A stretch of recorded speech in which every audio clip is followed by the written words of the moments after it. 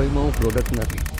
જેવો હું વાપીથી અહીંયા ક્રોસ થાઉં છું હું પ્રોડક્ટ બનું છું. Pre wash and post wash એ આજે નહીં આવનારા 20 વર્ષ પછી લખાશે. અ ફેઝ આપણે અમથા એકબીજાને માત્ર ગુજરાતી ફિલ્મ ચાલતી નથી આવો માહોલ બનાવ્યા કરે. ચાલો જ બીજી ભાષામાં આ 50માંથી કેટલી ચાલી? અડધો ગ્લાસ ભરેલો છે કે અડધો ખાલી છે એ આપણે જોવાનું. કોઈક મેકર્સ અને કોઈક અભિનેતાઓની કે કોઈક રાઇટરોની ઇન્સિક્યુરિટીને કારણે આપણે દ્વિઅર્થી સિનેમા તરફ વળાતા અજાણપણે. નીતિન કુમાર એ બહુ જુદા કારણસર મૂકેલું મેં નામ હતું મારું. કઈ બાબતમાં પ્રાઇડ લઈએ છીએ આપણે? એક મેગઝીન નથી સાચવી શક્યા આપણે. માત્ર પીઠને થાબડતા જ રહેવાનું છે આપણે. બહુ મહાન કરી તમે સફારી નથી સાચવી શકેલા. ગુજરાતીઓ એટલે વેપાર એવું નથી યાર. ગુજરાતીઓમાં 10% માંડ લોકો વેપાર કરે છે. ભણતરની સાથે સાથે ફૂટપાથ પરના 14 રૂપિયે શર્ટ વેચવાના અનુભવથી લઈને સિનેમાને બ્લેક કરવાના અનુભવથી લઈને રાતે રિક્ષા ચલાવવાની એ આખી જ કવાયતો જિંદગીની અંદર લખાય. મારી બેન મને હિતલો કહીને બોલાવે, મારી મમ્મી મને હિતુ કહેતા. અને હિતેન એકચ્યુઅલ સ્કૂલમાં જે નોંધમાં નામ છે હિતેન કુમાર ઈશ્વરલાલ મહેતા, એ હિતેન કુમાર પછી મેં સ્વીકાર. દેશરે રિલીઝ થાય છે જે મેં કમને કરેલી. અને વિશ્વનો એક ગુજરાતી એવો નહીં, એક ગુજરાતી કુટુંબ એવું નહીં હોય કે જેનો એક સદસ્ય મિનિમમ આ ફિલ્મ વિશે ન જાણતા હોય. એણે મારી આંખ ખોલી નાખી. અને તમે ગમે તેટલી ટીકા કરો, એ ગીતો એ ઇમોશન્સ આજ સુધી લોકોને યાદ છે. આજે પણ પ્રી વેડિંગમાં સૌથી વધારે વાગતા ગીતો એ જ છે. આજે તમે 7 વર્ષ 8 વર્ષથી બચ્ચીઓની ઉપર થતા બ્યુટીફુલ રીલ્સ જે છે તમે એ જ ગીતોની ઉપર જોઈ રહ્યા છો.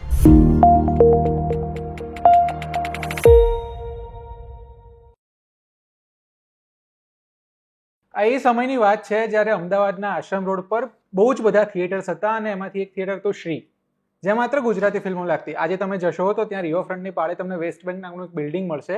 અને એ સમયે હું હતો 6 વર્ષનો. ત્યાં એક તરફ કુછ કુછ હોતા હૈ રિલીઝ થઈ હતી, જે બાજુમાં શિવમાં ચાલતી હતી, અને આ બાજુ એક ગુજરાતી ફિલ્મ ચાલતી. એ ફિલ્મનું નામ હું તમને થોડી વાર રહીને કહું. પરિસ્થિતિ એવી હતી કે હું જો થિયેટર પણ અંદરથી જોઈ લઉં ને તો એવું લાગે કે વાહ જન્નત છે. એવામાં એક દિવસ બાજુવાળા બહેન આવ્યા. એમણે કીધું કે બધા બાળકોને, સોસાયટીના બાળકોને હું કુછ કુછ હોતા હૈ જોવા લઈ જાઉં છું. મમ્મીએ હા પણ પાડી સરપ્રાઇઝિંગલી કે હા લઈ જાઓ. અમે ગયા. સ્ક્રીન પર શાહરૂખ ખાનને જોવાની બહુ જ આમ ઈચ્છાઓ હતી અને ફિલ્મ શરૂ થઈ ને બધું ગુજરાતીમાં આવે. પછી એક મૂછોવાળા ભાઈ આવ્યા. હવે એ મુગ્ધતાની ઉંમરે ચામ શું કહેવાય એ તો ખબર નહીં, પણ એવું લાગે કે યાર આ આપણા જેવું બોલે છે, આ કોઈક આપણો માણસ છે. ફિલ્મ પતિ બહાર નીકળ્યા અને ગીત ગણગણતા ઘમ્મર ઘમ્મર મારું વલોણું ગાજે. ફિલ્મથી દેશરે જોયા, દાદા પરદેશ જોયા. એ સમય પછી એ મૂછવાળા ભાઈને અલગ બહુ સ્વરૂપે જોયા. પણ આજે 1.5 વર્ષથી એમને ચેઝ કર્યા પછી આજે એ ભાઈ મારી બાજુમાં બેઠા છે અને હું એમને સર નહીં ભાઈ કહેવાની લિબર્ટી લઈ રહ્યો છું, કારણ કે છેલ્લી 10 મિનિટમાં એમની સાથે બહુ જ મજાની વાતો થઈ છે ને હજી પણ બહુ જ મજાની વાતો કરવાના છે. બહુ વિશેષણો આપવા નથી, એમના માટે હું બહુ નાનો વ્યક્તિ છું. આપણી સાથે છે ધ હિતેન કુમાર. વેલકમ. આટલું બધું નહીં બોલો યાર, મને એમ લાગે છે કે એટલો બધો સિનિયર છું કે આમ મારે લાકડી લઈને ચાલુ પડે એટલો સિનિયર નથી. આજે બી તમારી જેટલો જ એક આપણી વાતમાં વાત નીકળી કે મારામાં હજુ પણ એક કૌતુક છે જ. મને તારી સાથે આ વાત કરવામાં મને એમ થાય કે બહુ મજા પડે એવું એક વાતાવરણ ઊભું થાય કરીને.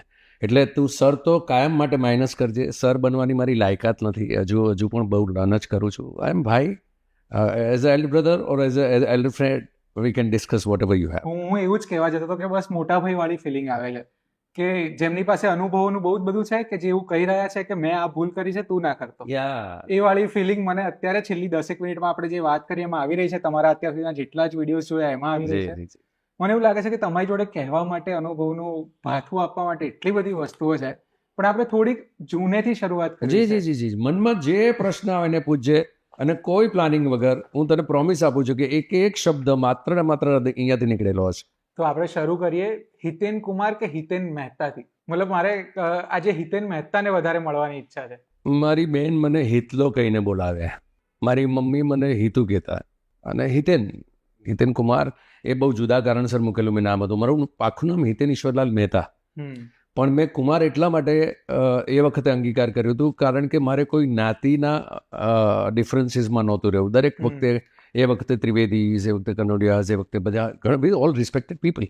પણ મને એમ થયું કે નહીં યાર, હું સર્વના માટે છું તો બધાને પોતીકું લાગવું જોઈએ. સો આઈ જસ્ટ એક્સેપ્ટેડ.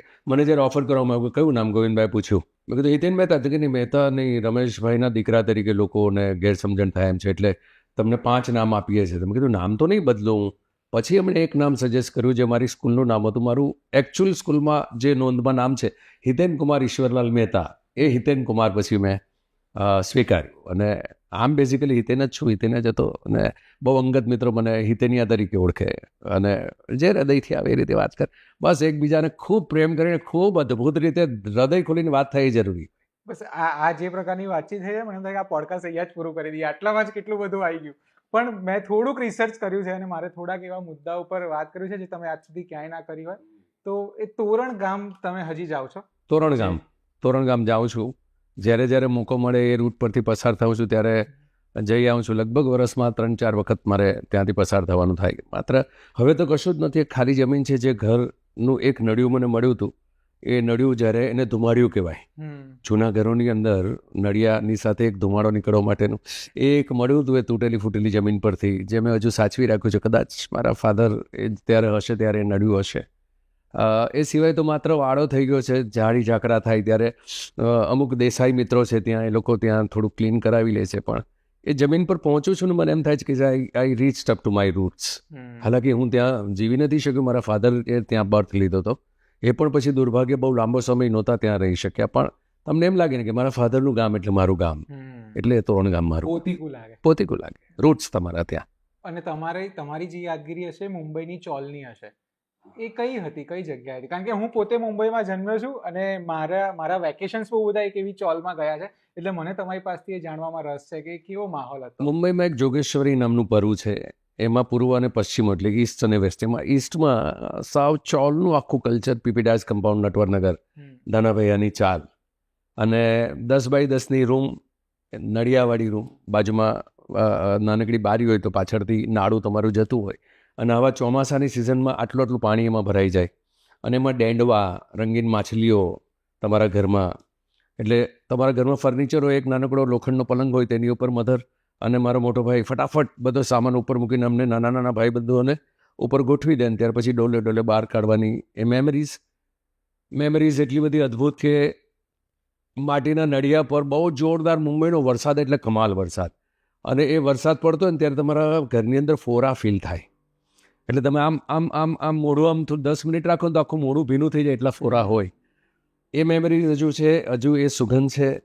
ટોયલેટ, હમણાં આપણે બધા લક્ઝરીની વાત કરીએ, આપણે નેસેસિટીની વાત કરીએ, પણ મને યાદ છે કે લગભગ 100 ચોલ એટલે રૂમ્સમાં અમારી વચ્ચે 8 ટોયલેટ્સ હતા, જે બહાર લાઇનમાં ઊભા રહેવાનું હોય. દરેક ઘરમાં 5 માણસ ગણો તમે, એટલે આટલા બધા માણસોની વચ્ચે 8 ટોયલેટમાંથી 3 ટોયલેટ્સ બંધ જ હોય, બાકીના 5 ટોયલેટ માટે જે 50-100 માણસોની લાઇનમાં ઊભા રહેવાની મેમરીઝ છે.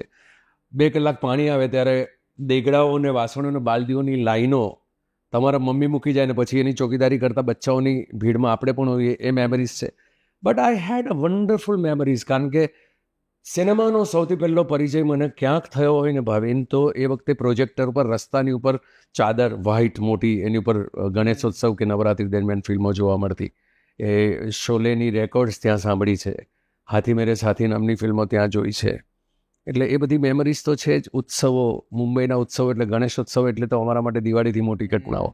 તો એ બધા મરાઠીમાં ગવાતા. એક હમણાં સડનલી તું વાત કરે છે તો મેમરીની વાત કરીએ તો ત્યારે ગોકુળાષ્ટમી, જન્માષ્ટમીના દિવસે ફાળો ઉઘરાવા છોકરાઓ આવે ને, તો ત્યારે કાળા પીળા રંગોની સાથે એ લોકો બોલતા આવે કે કોઈ ટાંબોટી, ઉંદરાની નેલી લંગોટી, ઉંદરા ચિયાઈ કોલસે ખાય, 12 મહિને ગરબડ હાય. આ બધા ગીતો હજુ પણ યાદ છે.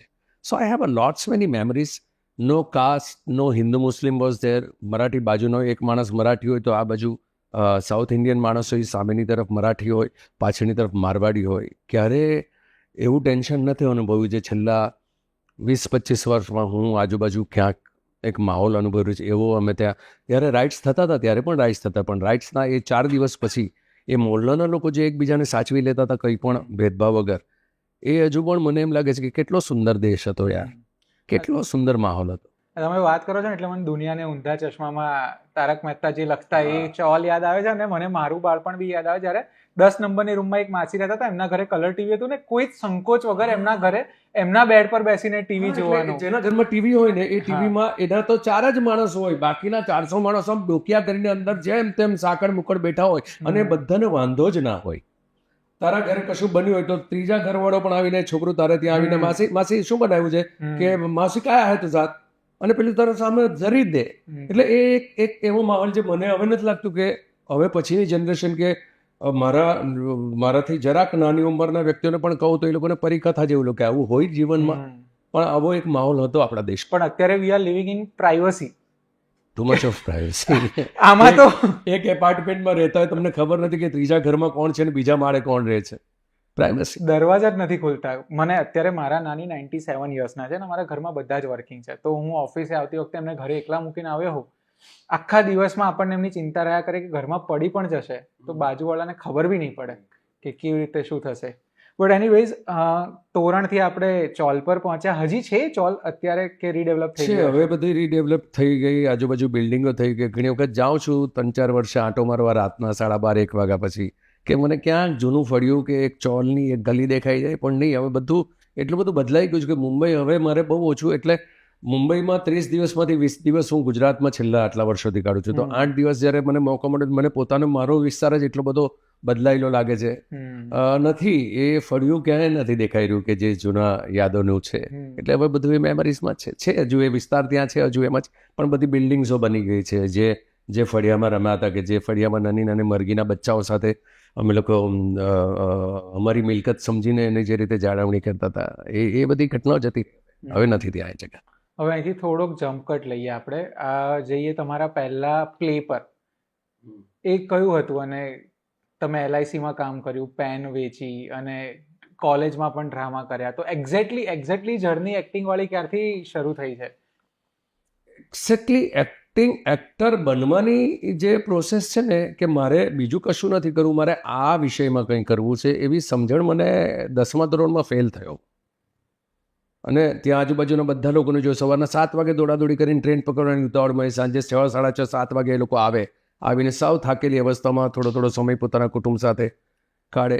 એ જિંદગી મારે ક્યારે નહોતી જોઈતી, પણ શું કરવું ખબર નહીં. 10thમાં ફેલ થયો અને મમ્મી પપ્પાની વઢથી બચવા માટે આખો દિવસ રિટર્ન ટિકિટ એક મુંબઈમાં મળતી ત્યારે ટ્રેનની, કે સવારે તમે લીધું હોય તો આખો દિવસ તમે ટ્રેનમાં ફરફર કર્યા કરો.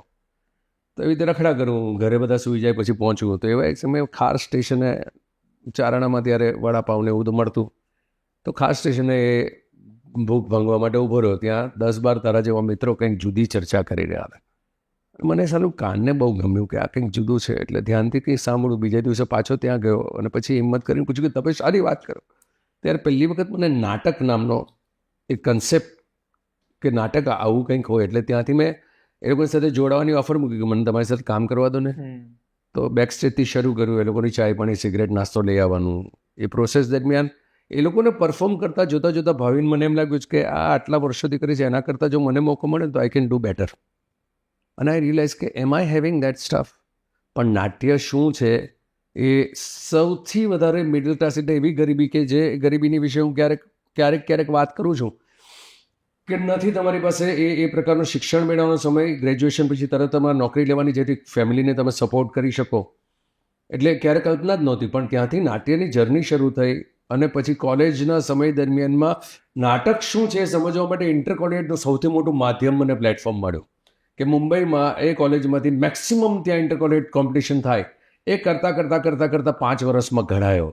અને 1998માં એ કોલેજ ઇન્ટરકોલેજમાં 1988 મહારાષ્ટ્ર બેસ્ટ એક્ટર જે દિવસે મેં વિન કર્યું, એ મારી ઘડાયેલા એક નવા અભિનેતા તરીકેની શરૂઆત. અને ત્યાંથી મારી પહેલી નાટકની શરૂઆત થઈ. ચિત્કાર નામનું આ પહેલાંનું નાટક જે સુજાતા મહેતા અને લતેશ શાહનું, જેમાં મેં બેકસ્ટેજથી શરૂ કર્યું હતું. અને એ જ ફિલ્મનો હીરો તરીકે સુજાતાબેનની સાથે મારે થોડા વર્ષો પહેલાં કામ કરવાનું નક્કી મોકો મળ્યો. પણ કમર્શિયલ નાટક મારું પહેલું કહી શકાય એક્ટર તરીકેનું કુમારની અગાશી સરિતા જોશી સાથેનું. મધુરાયનું લખેલું. અને એ જ્યારે રિવાઇવ થયું ત્યારે બેસ્ટ એક્ટરના ઇનામ રૂપે એમણે મને એમાં કાસ્ટ કર્યો. તો મેં એમને કહ્યું હતું કે મને રોલ આપો, તો આવી જતું. અને કુમારની અગાશીના નાટકથી મારી શરૂઆત થઈ. That's how I started. અને આ બેસ્ટ એક્ટર બન્યા છે મહારાષ્ટ્ર, એ કયું પ્લે હતું? એ પોપુટનું ઊભી ચાવી આડી જાવી, સંજય છેલ આપણા બહુ જાણીતા રાઇટર ડિરેક્ટર, એમનું પણ પહેલું પ્લે. રાઇટર ડિરેક્ટર તરીકે ને મારું સોનાલતી એની સાથે મારી કોલેજમાંથી અમે લોકો ઊભી ચાવી આડી ચાવી એ નાટક કર્યું હતું ને એ નાટક અમે લોકોએ કોમ્પિટિશનમાં all over Maharashtra we won in કોકવુડ. હવે અહીંથી બહુ જ બધા છેડા નીકળી રહ્યા છે. તમે સોનલબેનનું પણ નામ લીધું તમે, પણ મારે એ સમજવું કે 10th તમે જ્યારે ફેલ થયા, અત્યારે તો અમારા બધા માટે તમે હિતેન કુમાર છો, જેને અમે સ્ક્રીન પર જોઈએ એક સ્ટાર છો, તમારા પપ્પાનું રિએક્શન શું હતું? પપ્પાનું એટલું બધું જલદ નહોતું. મારી મમ્મીની એક્સપેક્ટેશન્સ બહુ હતી, કારણ કે એવી પરિસ્થિતિમાં હતા ને ભાવિન કે આપણને અફોર્ડ જ નહીં કરી શકીએ. તમે ભણવામાં ધ્યાન નહીં આપો તો આપણે આ પરિસ્થિતિમાં બહાર નીકળશું કેવી રીતે? અપેક્ષા હોય જ દરેક મા બાપની. સો મમ્મી વધારે સ્ટ્રિક્ટ હતા અને એ વખતે વેલ્યુ નહોતી થતી, પણ આજે છેલ્લા 15-20 વર્ષમાં મને લાગે છે કે એ એટલા સ્ટ્રિક્ટ હતા એટલે જ કદાચ અમે લોકો બહુ સાચી રીતે ફોકસ થઈ શક્યા અમુક બાબતોમાં. Father was a very lovable person. બહુ પ્રેમથી છે, કંઈ બેટા એવું ખોવાનું નથી, આપણે ફરી પાછા પ્રયત્ન કરવાનો. He was the finest human being ever I have met in my life. એને ખોવાનો વસ્તુ આજ સુધી નથી ભૂલી શકાયો, બિકોઝ 1989માં મેં એમને ખોયા અને ખોતી વખતની એવી મેમરી છે. 1988માં ખોયા, 88માં આઈ વોન બેસ્ટ એક્ટર. એ જ સાલમાં મેં એમને ખોયા. કુમારની અગાશી જ મારું કમર્શિયલ ચાલતું હતું અને એટલી બધી ગરીબી હતી કે એમનો અગ્નિ સંસ્કાર ભાવિન અડધું શરીર ઘીથી ને અડધું શરીર કેરોસીનથી બળ્યું હતું. એવી પરિસ્થિતિ, કારણ કે બીજો 170 રૂપિયાનો ડબ્બો એ સમયે નહોતા લાવી શક્યા જે લોકો ભેગા થયા હતા એ લોકો. એટલે એ બધી મેમરીઝ છે. પણ father was a fantastic human being. Ishwarbhai, કોઈ મને પૂછે ને તારે કોના જેવું બનવું છે, તો આજે પણ મારી ઈચ્છા હું પપ્પા જેવો થઈ શકું ને, I be the happiest person. I am trying to be like him. તમે કેટલા વર્ષના હશો જ્યારે પપ્પા ગયા ત્યારે? હું જો 1965નો જન્મ અને 88માં મેં એમને ખોયા, એટલે 23 વર્ષનો.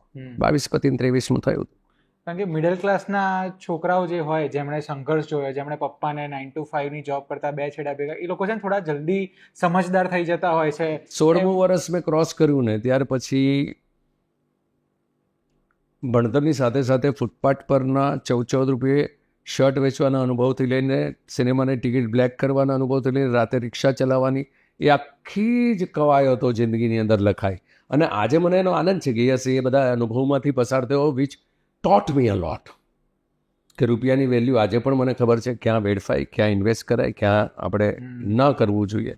એ વસ્તુનું વેલ્યુઝ કદાચ એ બધી ઘટનાઓને કારણે આજે જે છું, જેવો છું, એ બધા કારણોસર જ છે. અને રિક્ષા ચલાવવાવાળી ઘટના એ કઈ એજ? રિક્ષા મારા ફાધરને પેરેલિસિસ એટેક, બ્રેઇન સ્ટ્રોકના કારણે આવ્યો હતો ને એ કારણસર એમની જોબમાંથી એમને નિવૃત્તિ લેવી પડી. ત્યારે પ્રોવિડન્ટ ફંડ જે નાનકડો આવ્યો હતો એની અંદરથી મારા બ્રધરને એક બિઝનેસ શરૂ કર્યો હતો અને બિઝનેસની ઘટનાની અંદર એમના એક પાર્ટનરે નહોતું કરેક્ટ કર્યું અને એમાં we face a loss and father decided કે હવે ઘર ચલાવવા માટે આપણે બીજું તો કશું નથી. ત્યારે 30,000માં ત્યારે રિક્ષા, અને એ વખતે લાઇસન્સ મળતા હતા, તો વી ઇન્વેસ્ટેડ ઇન ટુ રિક્ષા. અને ભાઈ ડેની ડ્યુટીમાં ચલાવતા. પછી ભાઈનું ઇંગ્લેન્ડ જવાનું થયું ત્યારે ડ્રાઈવર ડેમાં ચલાવે અને ઘરની પરિસ્થિતિ માટે રાતના 12:30 નાટકનો શો પતે ત્યાંથી લઈને 3 વાગ્યા સુધી રાતે મારે અંધેરી ઈસ્ટથી ચેમ્બુરનો રૂટ પકડવાનો ફિક્સ. ત્યારે બિયર બાર્સ ચાલતા મુંબઈમાં. ત્યારે બિયર બાર્સમાંથી જે છોકરીઓ રાતે બાર બંધ થયા પછી એમને ચેમ્બુર સુધી ડ્રોપ કરવા જવાનું એક ફિક્સ ભાડું હોય. એની અંદર તમે જાઓ એટલે રોજના તમને 60 રૂપિયા મળે, એમાંથી 30 રૂપિયા પેટ્રોલના, 30 રૂપિયા તમારા ઘરે આવે, 900 રૂપિયાની કમાણી થાય મહિને. તો દેટ વોઝ અ ફેઝ.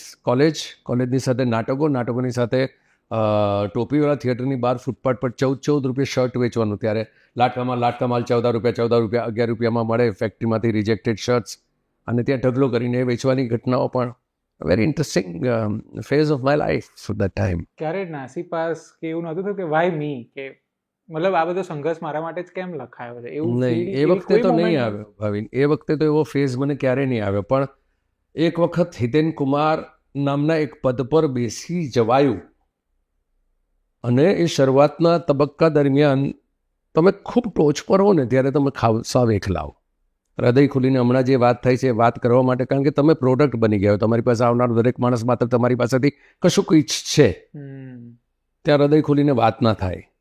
એવી એક પોઝિશનમાં એક વખત ફેઝ એવા આવ્યા છે કે મને એમ થાય કે કેમ મારી સાથે આમ થયેલું છે.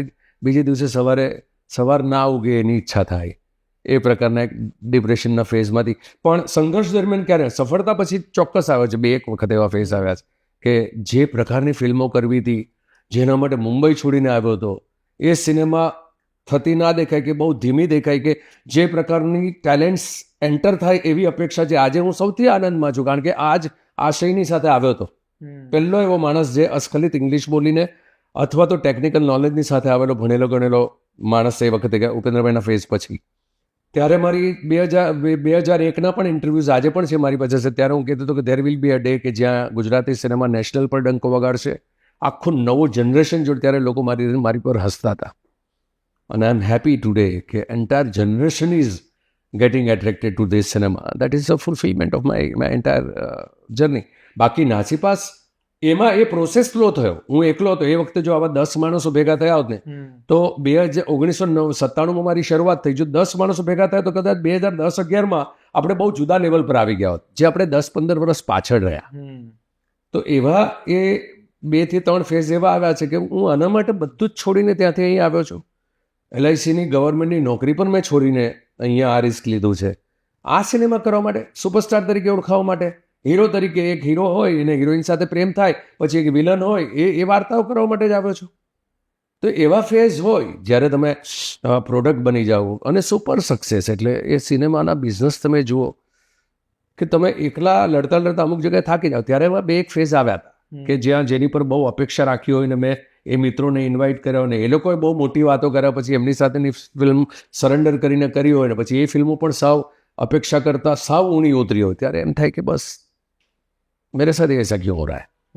પણ હવે નહીં, એ ફેઝ હતો but not during my struggle time, never. અને આ ભોજપુરી ફિલ્મો તમે કરી એ આજ ગાળામાં કરી હતી? આ જ ગાળામાં, કારણ કે એ વખતે સડનલી ભોજપુરી બહુ જુદા લેવલ પર ઇકોનોમિક્સમાં વર્કઆઉટ થઈ. અને એ વખતે મને ઓફર આવવાની બધી જ ભાષા. એટલે એ લોકોનું કહેવું એમ હતું કે હું સાઉથ ઇન્ડિયન એક્ટર જેવો, એટલે કે ચિરંજીવી કે વ્યંકટેશ પ્રકારની ઘટનાઓ. પણ મને એ લેંગ્વેજથી છે ને મને ડર બહુ લાગ્યો. મને એક પણ શબ્દ મને સમજાય નહીં. ત્યારે મારા સિનિયર્સ જે જઈને આવે ને એ લોકો મને ટેકનોલોજી શીખવે, ટેકનિક શીખવે કે ત્યાં ધર્માત બોલવા માટે 1 to 10 અમે લોકો બોલીને કરીએ. અને એ પ્રકારનો અભિનેતા નથી. મને જ્યાં સુધી સમજાય નહીં કે હું શું એક્સપ્રેસ કરી રહ્યો છું ત્યાં સુધી આઈ નેવર. પણ મને ભોજપુરીવાળા જ્યારે આવે ત્યારે મને લાગે કે હિન્દીની બહુ નજીક છે આ ઇન્ડસ્ટ્રી, કેમ આટલો બધો ઇકોનોમિકલ ગ્રોથ લીધો છે 7-8 વર્ષમાં જ. સો ફોર એક્સપેરિમેન્ટ આઈ ડીડ 2 ફિલ્મો રવિ સાથેની મેં કરી, એ જોવા માટે કે શું કરવું જોઈએ આપણે અહીંયા, જે શું નથી થઈ રહ્યું, કે એ લોકો કયા ઇકોનોમિક્સ પર રમે છે. એ બધું એક્સપિરિયન્સ લેવા માટે ગયો. બે ફિલ્મો મેં ત્યાં કરી. I enjoy that process. પણ પછી મને લાગ્યું કે નહીં, ત્યાં પણ એક સ્તર બહુ એક જુદા લેવલ પર જઈ રહ્યું હતું. માત્ર માસ માટેની સિનેમા, ગ્લેમર પુષ્કળ જુદી રીતે ત્યાં. અને આઈ ડિસાઇડેડ કે નહીં, આ મારું ડેસ્ટિનેશન નથી. So I wanted to focus on Gujarati. હિન્દીનું બી સેમ જ થયું. મારી શરૂઆત હંસલની સાથે, મારી 3 હિન્દી ફિલ્મો હંસલની સાથે. અનુરાગ કશ્યપે લખી હતી. અનુરાગ કશ્યપે, અનુરાગની પહેલી ફિલ્મ. હા, અનુરાગની, હંસલની મારી બધાની પહેલી ફિલ્મ જય તે. સેમ ટાઈમ જ્યારે દેશરે મારી એ થઈ રહી હતી ત્યારે. એની પહેલાં અમે લોકો એક જ સર્કલમાં સાથે બધા ત્યાં સંઘર્ષ કરતા. પણ જયતે મને એક શીખવ્યું કે એની પહેલાં પૃથ્વી થિયેટર પર બૌદ્ધિકો કહેવાતા બૌદ્ધિકોની વચ્ચે મેં 14 વર્ષ નાટકો કર્યા. અને 2-4 મહિને એકાદ શો થાય, 50 ઇન્વાઇટેડ મોટી મોટી વાત કરનારા વ્યક્તિઓ શો જોવા આવે, અને પછી બી આખીના 3 મહિના રાહ જોયા કરવાની. જયતે કરી, સુંદર ફિલ્મ કરી. સચિન ખેડેકર, હું, શિલ્પા શિરોડકર. પેનોરમામાં સિલેક્ટ થઈ. 50 થી 51માં માણસને ખબર નથી કે આ ફિલ્મ આવી હતી. અને એ જ સમયે દેશરે રિલીઝ થાય છે, જે મેં કમને કરેલી. અને વિશ્વનો એક ગુજરાતી એવો નહીં, એક ગુજરાતી કુટુંબ એવું નહીં હોય કે જેનું એક સદસ્ય મિનિમમ આ ફિલ્મ વિશે ન જાણતા હોય. એણે મારી આંખ ખોલી નાખી કે નહીં, માસ કમ્યુનિકેશનના માણસ, આપણે કીધેલું વિધાન જો મેક્સિમમ લોકો સુધી ન પહોંચે તો અર્થ નથી એનો. અને એ 14 વર્ષ એક ખોટા બ્રહ્મા એ વખતે ઇન્વેસ્ટમેન્ટ લાગતું હતું. આજે મને વેસ્ટ લાગે છે કે that was a wastage of my that 14 years with a wrong people, with a wrong notion. એટલે હું તમારી સાથે વાત કરવા માટે જ્યારે રિસર્ચ કરતો મેં કીધું અનુરાગ કશ્યપ આજે જેમણે આપણે બહુ ટેલેન્ટેડ દિગ્ગજોમાં ગણીએ, હંસલ મહેતા, જેમનું કામ અત્યારે મતલબ ભણાઈ શકાય એવી કક્ષાએ. મેં કીધું હિતેનભાઈએ એમની સાથે કામ કર્યું છે અને સડનલી હિન્દી નહીં ચૂઝ કરીને એમની પ્રાયોરિટી ગુજરાતી કેમ રહી? જીદ આવે ત્યારે હું છેલ્લી એની સાથે સિમરન કરી. હમણાં પણ એમ લોકો UK, આની પહેલાં જ્યારે લાસ્ટ યર ગયો ત્યારે પણ એ ગાંધી ત્યાં શૂટ કરતા હતા. એ વખતે હું મારી ફેમિલીને લઈને ગયો હતો કારણ કે એ 2 મહિના આઈ વોન્ટેડ ટુ સ્પેન્ડ વિથ. પણ હું એકદમ જ ફ્રી હોઉં અને મને કંઈક એક્સાઇટિંગ સામેથી રિસ્પેક્ટફુલ આવે તો કરવા મને વાંધો નથી. પણ મારું ફોકસ એ માત્ર ને માત્ર મારી ગુજરાતી સિનેમા છે. મેં કરી, I enjoyed Simran with Hansal and Kangana. I had a fine experience about. પણ મને ક્યારેય એમ નથી થયું કે હું મુંબઈ પર ફોકસ કરું ને. એવી કોઈ તરસ છે જ નહીં, નથી ટેલિવિઝનની કે હિન્દી સે ટેલિવિઝનનો એક પાર્ટ બનીને આઈ કેન મિન્ટ મની અને હું પોપ્યુલર થઈ. નો નો નો નો સિનેમા મારો પ્રેમ હતો, એ પણ આપણી ભાષાની સિનેમા. અને by choice I selected in 1997 અને આઈ હેવ નેવર રિપેન્ટેડ. મને એક ક્ષણ માટે પસ્તાવો નથી તો ભાવિન કે હું કેમ રિજનલ સિનેમામાં છું. મને ખબર છે હું અહીંયા કેમ હતો, કેમ છું અને કેમ કરવા માંગુ છું. Are you happy right? I am very happy. I am very happy. તું જોતો ખરો ભાવિન, આખી લાંબી જર્નીની ઉપર જો ચર્ચા થાય તો આપણે ક્યાંથી ક્યાં પહોંચ્યા છે. છેલ્લા આપણી પાસે ફુરસત છે, આખી રાત છે. 4.5 વર્ષમાં સાઉથની ભાષાઓને ખાલી બાદ કરીએ આપણે તો એના સિવાયની હિન્દુસ્તાનની એક પણ ભાષા નથી જેની અંદર આપણી ગુજરાતી સિનેમામાં જેટલા એક્સપેરિમેન્ટ થયા છે ને એટલા થયા હોય. વૈવિધ્યથી લઈને વિષયોથી લઈને. જો સફળતા નિષ્ફળતા તો દરેકે દરેક લેંગ્વેજની સિનેમાની એ જ છે. 13.5% વધારે તમારી સક્સેસ રેશિયો નથી. 100 ફિલ્મ બનતી હશે તો 13 તમારી નોટિસ થશે, એમાંથી 5 તમારી હિટ થશે, 3 સુપરહિટ થશે. આપણે અમથામથા એકબીજાને માત્ર ગુજરાતી ફિલ્મ ચાલતી નથી આવો માહોલ બનાવ્યા કરે. ચાલો બીજી ભાષામાં આ 50માંથી કેટલી ચાલી? અડધો ગ્લાસ ભરેલો છે કે અડધો ખાલી છે એ આપણે જોવાનો છે. So I am very happy કે ઘણા મિત્રોને એમ લાગે કે આત્મશ્લાઘાની વાત નથી કરતો. I am not talking about me. વશ આઈલ ગીવ યુ એક્ઝામ્પલ કે એની પહેલાં ધુઆધાર એ તમે આજે ફિલ્મ શાંતિથી બેસીને જુઓ કે કયા લેવલ પર આપણે એ કરી હતી ફિલ્મ. વશ હેઝ ચેન્જ એન્ટાયર સિનારીઓ. પ્રી વશ એન્ડ પોસ્ટ વશ એ આજે નહીં આવનારા 20 વર્ષ પછી લખાશે. અ ફેઝ.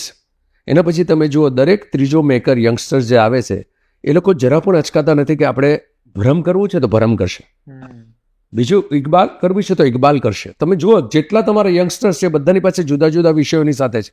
કોઈ એક ફોર્મ્યુલામાં નથી અટક્યું. આજ તો જોઈતું તું યાર. કારણ કે અત્યાર સુધી આપણી ઇમેજ છે ને પેલી હતી કે ફેમિલી કોમેડી ડ્રામા, હા. દોસ્તોનો ડ્રામા અને બસ ખાધું પીધું ને રાજ કર્યું. જે આપણે નાટકોમાં પણ કમર્શિયલ કરેક્ટ છે. આજે પણ જે દુર્ભાગ્ય, જે નાટકોને ખૂબ મારી જાતને મેં ગ્રૂમ કર્યું, જે નાટકોના માસ્ટરો સાથે કામ કરીને આટલી અદ્ભુત મેમરી સાથે ગુજરાતી નાટકો મારા મનમાં સચવાયેલા છે. આજે પરિસ્થિતિ તમે જુઓ કે 10માંથી 9 માત્ર કોમેડી અને એક પ્રકારની ફોર્મ્યુલાની સાથે. હા, 10% એવા નાટકો છે કે જે સરસ રીતે થાય પણ છે, પણ હવે એની સંખ્યા બહુ ઓછી થઈ ગઈ છે. પણ સ્ટેગ્નેશન આવે જ્યારે આ નવા પ્રકારની સિનેમા શરૂ થઈ 2012થી 14ની વચ્ચે, ત્યારે એ 4-5 વર્ષ એક સ્ટેગ્નન્સી આવી ગઈ કે બધા કોલેજના મિત્રોની વાતો કરે. પણ એમ દરેક ઇન્ડસ્ટ્રીમાં થાય. એક સફળ થાય એટલે એની પાછળ બીજા 3 વર્ષ તમારે ઇન્વેસ્ટમેન્ટ સમજી લેવાના કે એક પછી એક એની પાછળ ઘેટાના ટોળો ચાલવાના જ છે. પણ એમાંથી બહાર નીકળી શક્યા. Now people are not afraid about કે આપણને નિષ્ફળતા મળશે એનો ડર નથી સતાવી રહ્યો લોકોને. તો જોતો ખરો કેટલા માણસો કેટલી જુદી જુદી ફિલ્મો કરી રહ્યા છે યાર. આઈ એમ હેપી વિથ ધીસ. નવું જનરેશન જે આવ્યું છે સિનેમા ભણીને આવ્યું છે, વર્લ્ડ સિનેમાના નોલેજ છે, તો પણ એ આશીર્વાદ પણ છે ને શ્રાપ પણ છે. કારણ કે નવો યંગસ્ટર્સ અહીંયાથી ફાધરના હેલ્પથી ઇન્સ્ટિટ્યૂટમાં જઈને ભણે, વર્લ્ડ સિનેમાનું આખું એક્સપોઝર લે, પછી અમદાવાદ શહેરમાં આવીને ગુજરાતી સિનેમા એ પોઈન્ટ ઓફ વ્યૂથી બનાવવાનો પ્રયત્ન કરે જે એકચ્યુઅલ ગુજરાતી સિનેમા નથી. અને બીજી બાજુ આપણી પાસે હર્ષુખભાઈ હોય કે ગાંગાણી સાહેબ હોય. હા, હર્ષુખભાઈ ગાંગાણી સાહેબ બધે અદ્ભુત છે, ગોવિંદભાઈ અદ્ભુત છે. મેં આટલી સદભાગ્યે મેજર હિટ્સ છેલ્લા 29 વર્ષમાં જે લખાયેલી છે એમાં મોટાભાગે નામ મારા જોડાયેલા છે. હું એ લોકોની પણ વાત નથી કરી રહ્યો. હું આજના જમાનાના વ્યક્તિઓને અમદાવાદથી બહાર જઈને આપણે ધાંગધ્રાના બેકડ્રોપની સાથે કેમ ના ફિલ્મ કરી શકીએ, આપણે ગોંડલના બેકડ્રોપ સાથે કે ભાવનગરના બેકડ્રોપ સાથે. કારણ કે તું વિચાર કર કે 22 વર્ષનો અહીંયા એક છોકરો છે અમદાવાદમાં અને 22 વર્ષનો એક છોકરો છે ભાવનગરમાં. બંનેની સામે સમસ્યા એક જ છે, જે યુનિવર્સિટીમાં એડમિશનથી લઈને ભણતરથી લઈને જે નાની મોટી સમસ્યા છે બંને સામે એક જ છે, પણ બંનેના જોવાના દ્રષ્ટિકોણ જુદા છે. ભાવી અમદાવાદવાળો છોકરાને જુદી રીતે ડીલ કરશે અને આપણો ભાવનગર, ધાંગધ્રા, કડી, કલોલ, આપણો ગોંડલ, આપણો રાજકોટ, ત્યાંનો છોકરો એને ડીલ જુદી રીતે કરશે. જો આપણી સિનેમા એમના પોઈન્ટ ઓફ વ્યૂ બનશે તો વધુમાં વધુ ઓડિયન્સ સુધી રિલેટ કરી શકશે. મારી હવેનો સંઘર્ષ માત્ર એ જ છે કે હવે આ મેકર્સને તમે આ જ વાર્તા કહો, પણ આ વાર્તા અમદાવાદ છોડીને હવે જુદા તો પંથક પર લઈ જાઓ, ત્યાંના કલ્ચરની સાથે આવો, ત્યાંના પોઈન્ટ ઓફ વ્યૂ સાથે વાર્તા કહો, તો એ વાર્તા આપણે વધુમાં, અને એ વાર્તા આપણી હિન્દીની સિનેમા કરતાં જુદા રંગમાં લઈ જશે. હમણાં શું થાય છે, બહુ ઉત્સાહથી બિચારાઓ આવે છે, આવીને પહેલો 10માંથી 5 માણસો 8 માણસો આપણે હિન્દી જેવી ફિલ્મ બનાવી છે. મારો પ્રશ્ન આમ જ એમ જોતા જોતા કે કેમ હિન્દી જેવી બનાવી છે? તો હિન્દી જ બનાવો ને. ગુજરાતી ફિલ્મ બનાવે તો ગુજરાતી ફિલ્મ બનાવો યાર. જે અમે લોકો ગાંગાણી, ગોવિંદ પટેલથી લઈને અસંખ્ય મેકર્સની સાથે અમે કરી ચૂક્યા છે, જે ગુજરાતી પણ એટલે નક્ષિક. અને તમે ગમે તેટલી ટીકા કરો, એ ગીતો, એ ઇમોશન્સ આજ સુધી લોકોને યાદ છે. આજે પણ પ્રી વેડિંગમાં સૌથી વધારે વાગતા ગીતો એ જ છે. આજે તમે 7 વર્ષ 8 વર્ષની બચ્ચીઓની ઉપર થતા બ્યુટીફુલ રીલ્સ જે છે, તમે એ જ ગીતોની ઉપર જોઈ રહ્યા છો. અમદાવાદ શહેરની એ 17 કિલોમીટર તમે દૂર જાઓ ત્યારે તમને એ સિનેમા કેટલું આજે જીવન છે, આજે પણ તમને ખ્યાલ આવે કે સુરતથી કામરેજ 4 રસ્તાઓ, રાજકોટથી તમે ગોંડલ તરફ જાઓ તો 85% ગુજરાત આપણું જે છે એ સ્મોલ ટાઉન્સમાં વસેલું છે ભાવિન.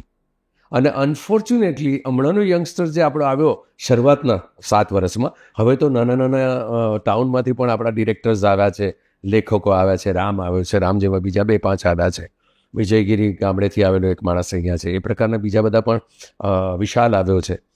એ બધાને ખબર છે કે ગામડાની ધૂળ, એ રચકણ, એ રંગ, એ કૂંપળ, એની વાતો શું છે. અને 100% તને કહું ભાવિન, વિધિન 5 years તમે એક એટલો મોટો જમ્પ જોવાના છો કે that will be absolutely surprising thing for the critics, જે લોકોનો માત્ર બેસીને માત્ર તારી ફિલ્મ આવી છે તો મારે ક્યાં ચીથરા ફાડી નાખવા, આમ રાત જોઈને બેઠા હોય છે, કારણ કે એમનું અસ્તિત્વ એમની ઉપર જ છે ને એમને કહેવાથી કંઈ ફરક નથી પડવાનો. જે લોકોએ કરવું છે એ તો કરશે જ, આજે નહીં, બીજા ત્રીજા. તું કંઈ અદ્ભુત ટેલેન્ટ લઈને આવે ને પહેલી જ મેચની અંદર સેન્ચુરી નથી કરી શકવાનો. 5 મેચ એવી પણ આવશે કે જ્યાં તું 20માં અને 11માં આઉટ થશે. દેટ ડઝન્ટ મીન કે you are a bad player. પણ સતત સાતત્ય છે ને, તું ટકી રહ્યો છે ને, તો 100% you can deliver beautiful stuff. તો મેકર્સની જર્ની આ જ છે યાર. એટલે એક બાજુ આપણી પાસે 3 એક્કા પણ છે, એક બાજુ આપણી પાસે 21મું ટિફિન પણ છે, વેનીલા આઈસ્ક્રીમ પણ છે. બધી અલગ અલગ જોનરની ફિલ્મ્સ આપણે હવે એક્સપેરિમેન્ટ કરી રહ્યા છે ને દર્શકો પણ મળી રહ્યા છે. અત્યાર સુધી એક એવી કમ્પ્લેન્ટ હતી કે દર્શકો નથી મળતા, ઓડિયન્સનો વાંક છે. આ છે ને, આ બે રીતે જોવાય. તમે શું માનો છો, સાઉથની બધી ફિલ્મો હિટ હોય છે? તમે રેશિયો લઈને બેસો, 100માંથી કેટલી ફિલ્મ ચાલી? પણ મારે નથી ચાલી એના વિશે જ વાત કરવી છે. તો એ સમસ્યા તો છે, સમસ્યાની સામે જ આપણે સંઘર્ષ કરી રહ્યા છે ને. એટલું ઇઝી જો હોત તો દરેક ઘરનું માણસ આવીને સિનેમા બનાવી શક્યો હોત ને. પણ હવે બિકોઝ ઓફ આ તમારા માધ્યમ છે અહીંયા, એટલે દરેક માણસ ક્રિટિક બનવા માટે બહુ ઇઝીલી ફ્રી ઓફ કોસ્ટ, તો એનાથી કંઈ નથી ફરક પડવાનો. સારી ફિલ્મ બને છે, સારી ફિલ્મ અમુક પ્રેક્ષકો મેળવે છે જે નથી મળતા, એના માટે ધીમે ધીમે એક પછી એક ફિલ્મથી શીખાશે, ઓડિયન્સને પણ સમજાશે કે યાર અમે પેલી ફિલ્મ સાથે અન્યાય કર્યો હતો, આ ફિલ્મની સાથે અમારે અન્યાય નથી કરવો. કે મેકર્સને લાગશે કે અમે ક્યાં ચૂકી ગયા હતા, આપણે કંઈક જુદી રીતે કરીએ. હા, કોમર્સ છે, કોમર્સના ગણિત સાથવે રાખીને કરવા પડે. આપણે સમજીએ છીએ એટલું સરળ માધ્યમ નથી.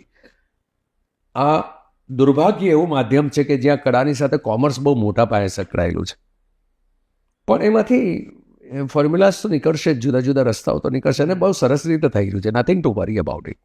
આપણે બહુ જ આગળ પહોંચી ગયા, થોડુંક પાછળ મારે તમને લઈ જવા છે. અને એ ટાઈમની વાત કરું છું જ્યારે તમે ચિત્કાર બેકસ્ટેજ કરતા હતા. એ નાટકોનો એ જમાનો કેવો હતો, જ્યારે સુજાતા મહેતા સ્ટેજ પર હોય, દીપક ઘીવાલા હોય?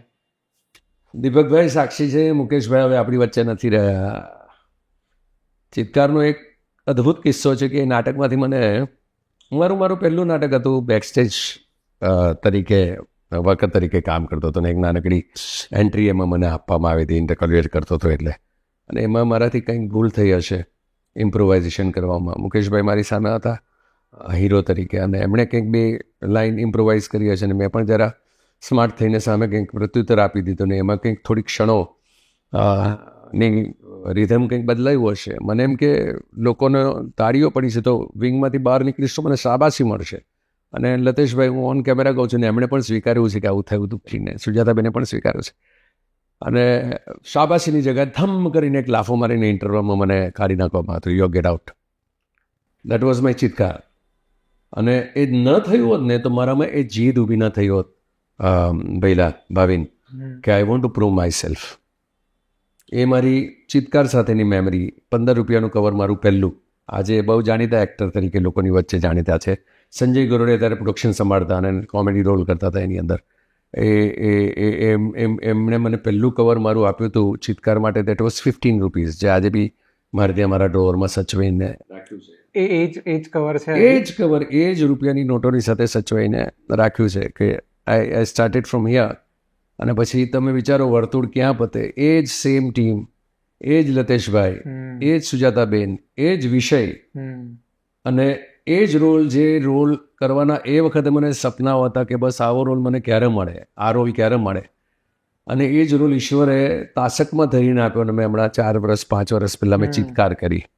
તો માનીશ ને, બેકસ્ટેજ વખતે એ વખતની સોલોકી હું કંઠસ્થ રાખતો હતો કે મહાભારતમાં એક પાત્ર આવે છે અશ્વત્થામા, દ્રોણાચાર્યનો પુત્ર. કહેવાય છે કે યુગો યુગથી આ પૃથ્વીના પટ પર એ રઝળી રહ્યો છે. હું બેકસ્ટેજ કરતી વખતે ત્યારે ગોખતો એ જે મને આટલા વર્ષે મને તું ધારે ને, સિક્રેટ બહુ કરેક્ટ વસ્તુ છે તારું. જેને હમણાં શું કહેવાય છે એને, મેનિફેસ્ટેશન.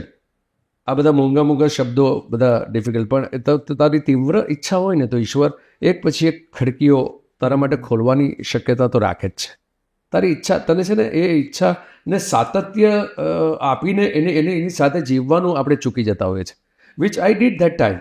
જે દિવસે મને કાઢી નાખવામાં આવ્યું કે એક દિવસ I want to be a hero of this. અને આટલા વર્ષે તો વિચાર કર કે હેપન. સર, એક બાજુ તમે પોતાની જાતને હંમેશા દરેક ઇન્ટરવ્યુમાં એવું કહો છો કે હું ગાંડો એક્ટર છું. એક ગાંડો એક્ટર આવે તો, અને તમે એટલી ડીપ ટોક્સ કરો છો. આટલું બધું આવે છે ક્યાંથી? કેટલું છે તમારી અંદર હજી? નહીં, ગાંડો શબ્દ એટલા માટે આજે પણ વાપરું છું કારણ કે એ વખતે જ્યારે મેં ગુજરાતી સિનેમા મારે કરવી છે, આ જ્યારે મેં વિચાર કર્યો ત્યારે કોઈ મારી વાતને સિરિયસલી લેતું જ નહોતું. જે નાટકોમાં કામ કરતું તે નાટકવાળાએ મારી મજાક ઉડાડી કે તું ગુજરાતી સિનેમા કરવા જઈ રહ્યો છે, એટલે તું ગુજરાતી સિનેમા કરીને આવે. મને પહેલી વખત જ્યારે જવાનો મોકો મળ્યો હાલોલ, ત્યારે એક પ્રશ્ન હતો કે મરાઠીની સિનેમા આટલી કેમ વખણાય છે? ગુજરાતીમાં આપણે અદ્ભુત નાટકો કરીએ છીએ. હાર્ટ ટ્રાન્સપ્લાન્ટેશન જેવા સબ્જેક્ટ. કાંતિ મળ્યા એક બાજુ કોઈ ભીતેથી આવીને ઉતારો કરે, એક બાજુ બાણ શૈયા કરે, એક બાજુ શૈલેષભાઈના આટલા ક્લાસિક, એક બાજુ શફીભાઈ સાથે હું આખેટ કરું, પરેશભાઈના તોખારથી લઈને આ બધા નાટકો થાય. ગુજરાતીમાં કેમ નહીં? ત્યારે બધા માત્ર નેગેટિવ રીતે ત્યાં કશું ના થઈ શકે, ગામ ગરબાનું ગોખીરું કંઈ ના હોય બીજું. તો એ વખતે પહેલી ફિલ્મ માટે હું જ્યારે આવ્યો અમુક પરિસ્થિતિના કારણે, સેવા સંજોગો, અને એ દરમિયાન મેં જોયું કે આ ફિલ્મો આપણી કેમ નથી ચાલી રહી. ત્યારે મને ખબર પડી કે છેલ્લા 8-9 વર્ષમાં દુર્ભાગ્યે કોઈક મેકર્સ અને કોઈક અભિનેતાઓની કે કોઈક રાઇટરોની ઇન્સિક્યોરિટીને કારણે આપણે દ્વિઅર્થી સિનેમા તરફ વળાતા અજાણપણે કે જાણી જોઈને. આઈ ડોન્ટ નો એ લોકોની સાઇક શું હતી. આખો પરિવાર એક ફિલ્મ જોવા જતો એવો એક સુવર્ણકાળ આપણે જોયો હતો. પણ આ પ્રકારના ગીતોને, આ પ્રકારના જે કોમેડી સીન્સના કારણે કે વર્તણૂકને કારણે કે અભદ્ર રીતે ચિત્રણ થતું, એના કારણે સ્ત્રીઓની સંખ્યા ઓછી થઈ. એટલે એક ઘરમાંથી જે 12 ટિકિટ જતી તેમાંથી 3 જણ પુરુષો જોવા જાય, અને એ પણ ભાઈઓ સાથે ના જાય. એટલે 25 અઠવાડિયાની જગ્યાએ ફિલ્મ આવી ગઈ 3 અઠવાડિયે 4 અઠવાડિયા પર. એમાં વધારે ઇન્સિક્યોર થઈને એ લોકો એનાથી વધારે એ રંગ તરફ વળ્યા, જે નહોતી જરૂર. એ કારણસર 1996 પહેલાંનો 8 વર્ષનો એ સમય ખૂબ નબળો રહ્યો. આઈ અન્ડરસ્ટુડ અબાઉટ કે આટલું મોટું ગુજરાત છે, અહીંયા થઈ શકે એમ છે. મારી અંદરથી જ્યારે એ વિચાર શેર કર્યો ને કે પાગલ જેસી વાત કરે, ગુજરાતી સિનેમા ગીત આવી ગયા, એ બધા વળતા પાણી છે. અને આઈ decide I want to do that. ત્યારથી લોકોએ મને ગાંડો જ કહ્યો છે. આખું ઇન્ડિયા એક્ટર બનવા માટે મુંબઈ જાય અને ત્યાં ડબલ ગ્રેજ્યુએશન કરેલો માણસ ત્યાંથી બધું છોડીને ગુજરાત તરફ આવે તો એ માણસ ગાંડો જ હોય ને ભાઈ. જે સિસ્ટમની અંદર ડિસિપ્લિન નામની વસ્તુને ભૂલી જવામાં આવી હતી, ત્યાં સવારના 9 વાગે 40 કિલોમીટર દૂર તમારે લોકેશન પર પહોંચવામાં નોર્મલી 11:30 કામ શરૂ થાય, ત્યારે એક ગાંડો જ માણસ હોય ને કે પોતે મુંબઈથી ગાડી મંગાવે, પોતે અડધો કલાક પહેલાં ત્યાં પહોંચી જાય 40 કિલોમીટર દૂર અને રાહ જો યુનિટને પહોંચવાની, તો એને ગાંડો નહીં કહો તો શું કહો. 7 વાગ્યા પછી બીજી પ્રેક્ટિસીસમાં લોકો બિઝી થાય. ત્યારે મને જ્યારે સફળતા મળી ત્યારે મેં નિયમ દાખલ કર્યો હતો લકી સ્ટુડિયોમાં કે હવે 10 વાગ્યા સુધી આપણે શૂટ કરીશું, કોઈ 6 વાગે પેકઅપ નહીં કરે. બિકોઝ વી કેમ હિયર ટુ શૂટ. આપણે પરિવારને છોડીને આપણે કોઈકના ઇન્વેસ્ટમેન્ટની ઉપર આપણે અહીંયા એક કાર્ય માટે આવે છે. તો આપણે કેટલા વહેલા દિવસોમાં પતાવી શકીએ, જેથી તમે બીજી ઇતર પ્રવૃત્તિઓ, મને સંત બનાવવાનો અધિકાર નથી, હું એમ પણ નથી કહેતો આઈ એમ સેન્ટ, પણ જેના માટે આવ્યા છે એની સાથે તો ઓનેસ્ટ રહો. તો આવી જીદ લઈને શરૂઆતમાં હું તને કહું કે 1998થી લઈને 2003ની સાલ સુધી હું સૌથી વધારે ડિફિકલ્ટ માણસ ગણાતો, હોટ ટેમ્પર્ડ હતો, કારણ કે આ બધી આડસાઈ મારતી નહોતી સંત હતી. ત્યારે ગાંડો જ કહું, આજે બી કહું કે ધાર્યું હોત તો મુંબઈની અંદર જેની શરૂઆત હંસલ અને અનુરાગ સાથે થઈ, જેની શરૂઆત બાલાજીની શરૂઆતની સિરિયલની સાથે થઈ હોય, એ માણસ ધારો તો માત્ર ટેલિવિઝન 10 વર્ષ કર્યું તો આઈ વુડ હેવ મિન્ટેડ મની. દરેકે દરેક ભાષાના માણસોની વચ્ચે એક પરિચિત ચહેરો થઈને જીવી શક્યો હોત. I not having complaint. તો આને ગાંડો નહીં કહેતો. આઈ એમ હેપી કે મારો ગુજરાતી જણ, હું હેરોમાં જાઉં તો હેરોમાં પણ એટલા જ ઉમળકાથી દોડીને મળવા આવે છે ને, મારો ગુજરાતી મને જાણે છે ને, આટલું તો કરી શક્યો. સોરી, ગાંડો જ કહેવાય. ભાષા પ્રત્યેનું તમારું આજે પેશન છે, જે કદાચ આપણે અત્યારે ઉદાહરણ આપે ને કે બંગાળી લોકો ભાષાને આટલું સાચવે, મરાઠી લોકો આટલા, કદાચ તમારું એ પેશન છે જેને તમને આટલા સુધી જીવતા રાખ્યા છે. મારી ભાષા એ સૌથી મોટું, કારણ કે બહુ એક સાચું ઉદાહરણ આપું કે કદાચ એ વખતે તો હું વિરમી ગયો હોઈશ, પણ મને દેખાઈ રહ્યું છે કે હમણાંનું જનરેશન જે મા બાપ બન્યા છે છેલ્લા 10 વર્ષમાં, એમનું સંતાન અંગ્રેજી માધ્યમમાં ભણી રહ્યા છે. ઘરની અંદર એક છાપું પણ અને ચિત્રલેખા આવતું પણ બંધ થઈ ગયું છે. સ્કોપ નામનું મેગેઝિન બંધ થઈ ગયું છે, સફારી બંધ થઈ ગયું છે. રાઈટ છે. 10 વર્ષ પછીની કલ્પના તમે કરો કે એ બાળક જેને ગુજરાતી વાંચતા જ નથી આવડતું, એ એના સંતાનને શું શીખવશે? કદાચ આપણે આ માધ્યમો થકી એમને ગુજરાતી સાંભળવાની તો આદતમાં કાયમ રાખી શકીએ, જ્યાં બોલચાલની ભાષામાં એ લોકો ગુજરાતી સમજી શકે કે બોલી શકે. છે ચિંતાનો તો વિષય છે જ, કારણ કે જે કામ થવું જોઈએ હતું એ કામ નથી થયું. એડ્યુકેશન લેવલ પર બી આપણે એબ્સોલ્યુટલી બીજી ભાષાની કાંક ગોરી પર આખા જનરેશનોને સિસ્ટમે મૂકી દીધા છે. અને આ છે ચિંતાની જ વસ્તુ છે કે 20 વર્ષ પછીનું બાળક કેવી રીતે વાંચશે? આજની પરિસ્થિતિ જો સિનેમાના સેટ પર જઈએ તો 10માંથી 10 સ્ક્રિપ્ટ, ના 10માંથી 9 સ્ક્રિપ્ટ ઇંગ્લિશમાં ટાઈપ થયેલી છે. એટલે પહેલાં મારા જેવા માણસે તો 2 દિવસ અધ્યયન કરવું પડે, બાજુમાં ગુજરાતીમાં લખવું પડે, કારણ કે દરેક ભાષાનો એક સૂર અલગ છે, મીટર્સ અલગ છે. જ્યાં સુધી તમારી ભાષા તમારી ભાષામાં લખેલી ના વંચાય ત્યાં સુધી એ તને કંઠસ્થ નથી થઈ શકતી. તને ઇન્સ્ટ્રક્શન આપનારો પણ માણસ આવીને, હું I am not against any other languages, પણ આપણે ગુજરાતી સિનેમા કરીએ છીએ તો આપણે એક જીદ એમ કેમ ના રાખીએ કે સ્ક્રિપ્ટ છે ને આપણે ગુજરાતીમાં હોવી જોઈએ. તમે રાખો ને ઇંગ્લિશ, તને નથી આવડતું ગુજરાતી તો યુ હેવ ઇટ. તમે ગુજરાતી છો ને તો તમારા માટે ગુજરાતી સ્ક્રિપ્ટ હોઈ શકે, એટલું તો કરી શકીએ.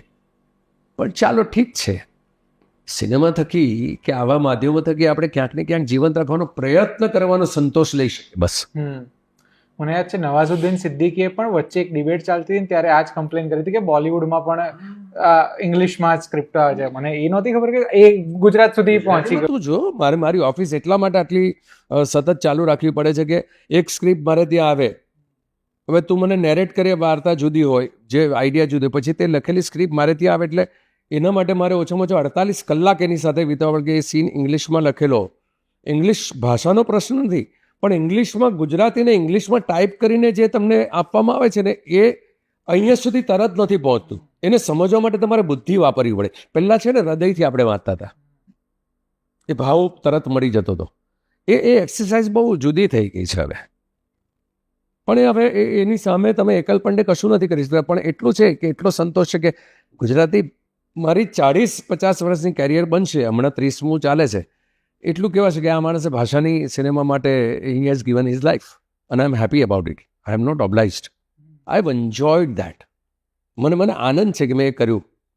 પણ એ સારું છે, કારણ કે તમે નાટકની વાત કરો ને ત્યારે બી મારા બેક ઓફ ધ માઇન્ડ ચાલુ, નીરજ વોરા જેવા કેટલા સારા ગુજરાતી રાઇટર્સ જેને બોલિવૂડમાં લોકો કોટ કરે છે, એવા લોકોને એક આખી પેઢી છે જે ઓળખતી જ નથી. કદાચ મેં પણ હમણાં છેલ્લા 5-1 વર્ષમાં મેં એટલું સાંભળ્યું કે નીરજ આ ફિલ્મ હતી, નીરજ વોરાએ લખી હતી. આ ફિલ્મ હતી, એમણે ડિરેક્ટ કરી હતી. ઠંડા મતલબ કોકા કોલાના ડાયલોગ્સ એમણે લખ્યા હતા, જેમણે આમિરે હમણાં એમાં કહ્યું છે, પોડકાસ્ટમાં કહ્યું છે. એટલે એવું થાય કે એવું નથી કે ગુજરાતમાં ટેલેન્ટ નથી, કે આપણી પાસે એક ક્ષમતાનું વિચારવાળા લોકો નથી, પણ આપણે કદાચ એક સ્તર સુધી પહોંચી જ નથી શકતા. નહીં, એનું કારણ બહુ જુદા લેવલ પર છે. જો આપણી પાસે સમય હોય તો 2 મિનિટ એમાં આપું કે એ એટલા માટે એ પ્રકારની વ્યક્તિઓ સુધી નથી પહોંચી શક્યા આપણે. એમાં મીડિયાનો પણ વાંક એ વખતે પણ રહ્યો હતો ને આજે પણ રહ્યો છે. આપણે ત્યાં ઉપેન્દ્રભાઈના સમયને આપણે સવર્ણ કાળ કહીએ છીએ હશે જ, સરસ હતો જ. પછી એક ફેઝ હવે આવ્યો નરેશભાઈનું બહુ સુંદર સફળતા અને સુંદર મ્યુઝિક સાથેનો એક કાળ આવ્યો. ત્યાર પછી મારો દેશરે પછીનો એક તબક્કો આવ્યો. જે નોંધ આપણા મીડિયા થકી જ્યાં આવનારું જનરેશન ઇન્સ્પાયર થઈને આ તરફ વળે એમાંનું પગલું આપણે ચૂકી ગયા મીડિયા કર્મીઓ દ્વારા. કોઈ અંગત આક્ષેપ નથી, પણ આ હકીકત છે. તારું બાળક કોઈ એક દિશામાં જવા માટે શું કામ ફંટાય? તમે એની સામે એક વાતાવરણ ઊભું કર્યું. કેમ એ લોકો હિન્દી તરફ ફંટાય છે? કારણ કે હિન્દીમાં એટલું બધું હિન્દી સિનેમા માટે એક્સપોઝર છે. તો તું ગુજરાતી રહીને તારું સૌથી પહેલાં કે મારામાં એ શક્તિ છે તો આઈ વર્ક ફોર દેટ. તમે મને એક તો મેગઝીન બતાવો જે આજે આપણી સિનેમા માટેનું હોય. ચાલો આજે તો આ જમાનો આવી ગયો. આની અંદર એક તો સિરિયસ મેગઝીન બતાવો કે એક સિરિયસ એક એવી વેબ પ્લેટફોર્મ બતાવો કે જ્યાં કોઈ પણ દુરાગ્રહ વગર કે પૂર્વગ્રહ વગર સરસ રીતે આની વાત આ માધ્યમમાં થતી અદ્ભુત ઘટનાઓની વાત લોકો સુધી પહોંચે ને લોકો વાંચવા માટે આકર્ષાય કે જોવા માટે આકર્ષાય એ રીતે મુકાયેલી છે. આપણે ચૂકી ત્યાં ગયા છે. એટલે નીરજોએ શોધવું પડે કે આપણા જેટલા પણ ગુજરાતી ટેલેન્ટ્સ એ લોકોના માટે ગુજરાતી સિનેમા એક ખૂણામાં થતી સિનેમા જ હતી. પછી જ્યારે રિયલાઇઝ થયું આફ્ટર 2011 તમે જુઓ કે મોટામાં મોટા નામો આ તરફ આવ્યા છે જે એ સમયમાં કદાચ એક ગાંડાની ઉપર હસતા હતા. પણ આજે જ્યારે રિયલાઇઝ થાય ત્યારે દેવ કેમ અને આઈ એમ થેન્કફુલ. મારે ટોકવા પણ પડ્યા છે ઘણી વખત, મારે વાતચીતની અંદર વાતો પણ કરવી પડે છે. મેં બહુ બ્લન્ટ હતો. એક એવોર્ડ ફંક્શનમાં મેં રિલાયન્સવાળા ત્યારે એવોર્ડ કરતા હતા ત્યારે મેં સ્ટેજ પરથી કેતન મહેતા અને સંજય અને આ બધાની હાજરીમાં મેં અમુક મિત્રોને કહ્યું હતું કે આપણે વર્ષમાં એક વખત ત્યાંની અચીવમેન્ટથી અહીંયા ચીફ ગેસ્ટ બનીને આવીને અહીંયા સંભાષણ આપવાનો કોઈ અર્થ નથી ગુજરાતી સિનેમા માટે. If you love your language તો 365 દિવસમાંથી 30 દિવસ તમે ગુજરાતી સિનેમામાં આપો. મેં મારા 20 વર્ષ આપ્યા છે અને fortunately they have realise after some years અને એમાંના મોટાભાગના ચહેરા આજે આપણી ગુજરાતી સિનેમામાં દેખાય છે. અને હવે આવીને જ્યારે એ લોકો ગુજરાતી સિનેમા વિશે વાત કરે ત્યારે મને હસવું આવે. તો એ વખતે તમે ક્યાં હતા જ્યારે તમારી સૌથી વધારે જરૂર હતી?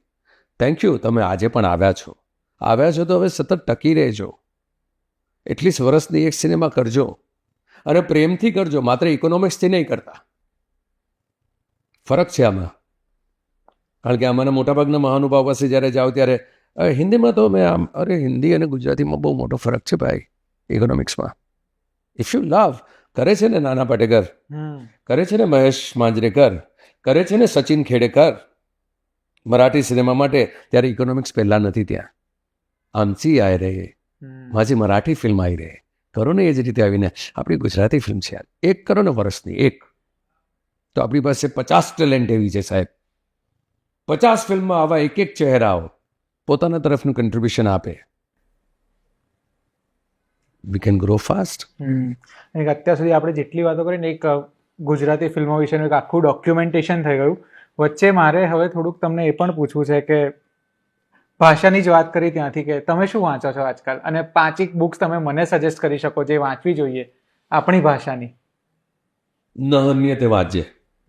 જે મૈત્રેય દેવીની નોવેલ જે ગુજરાતીમાં ટ્રાન્સલેટ થયેલી છે, જેની બધી સંજય લીલા બંસાલીએ હમ દિલ દે ચુકે સનમ ના અમુક અંશ લીધા છે, જે મારી સૌથી પ્રથમ નોવેલ જે મને સોનાલે ગિફ્ટ કરી દઈને ત્યાંથી સાહિત્ય તરફ વળ્યો. પ્રિયજન વાંચે, વિનય શંતાણી વાંચે, હરકિશન મહેતા વાંચે, જેની દરેકે દરેક નવલકથા એ સિનેમા છે, સ્ક્રીન પ્લે છે.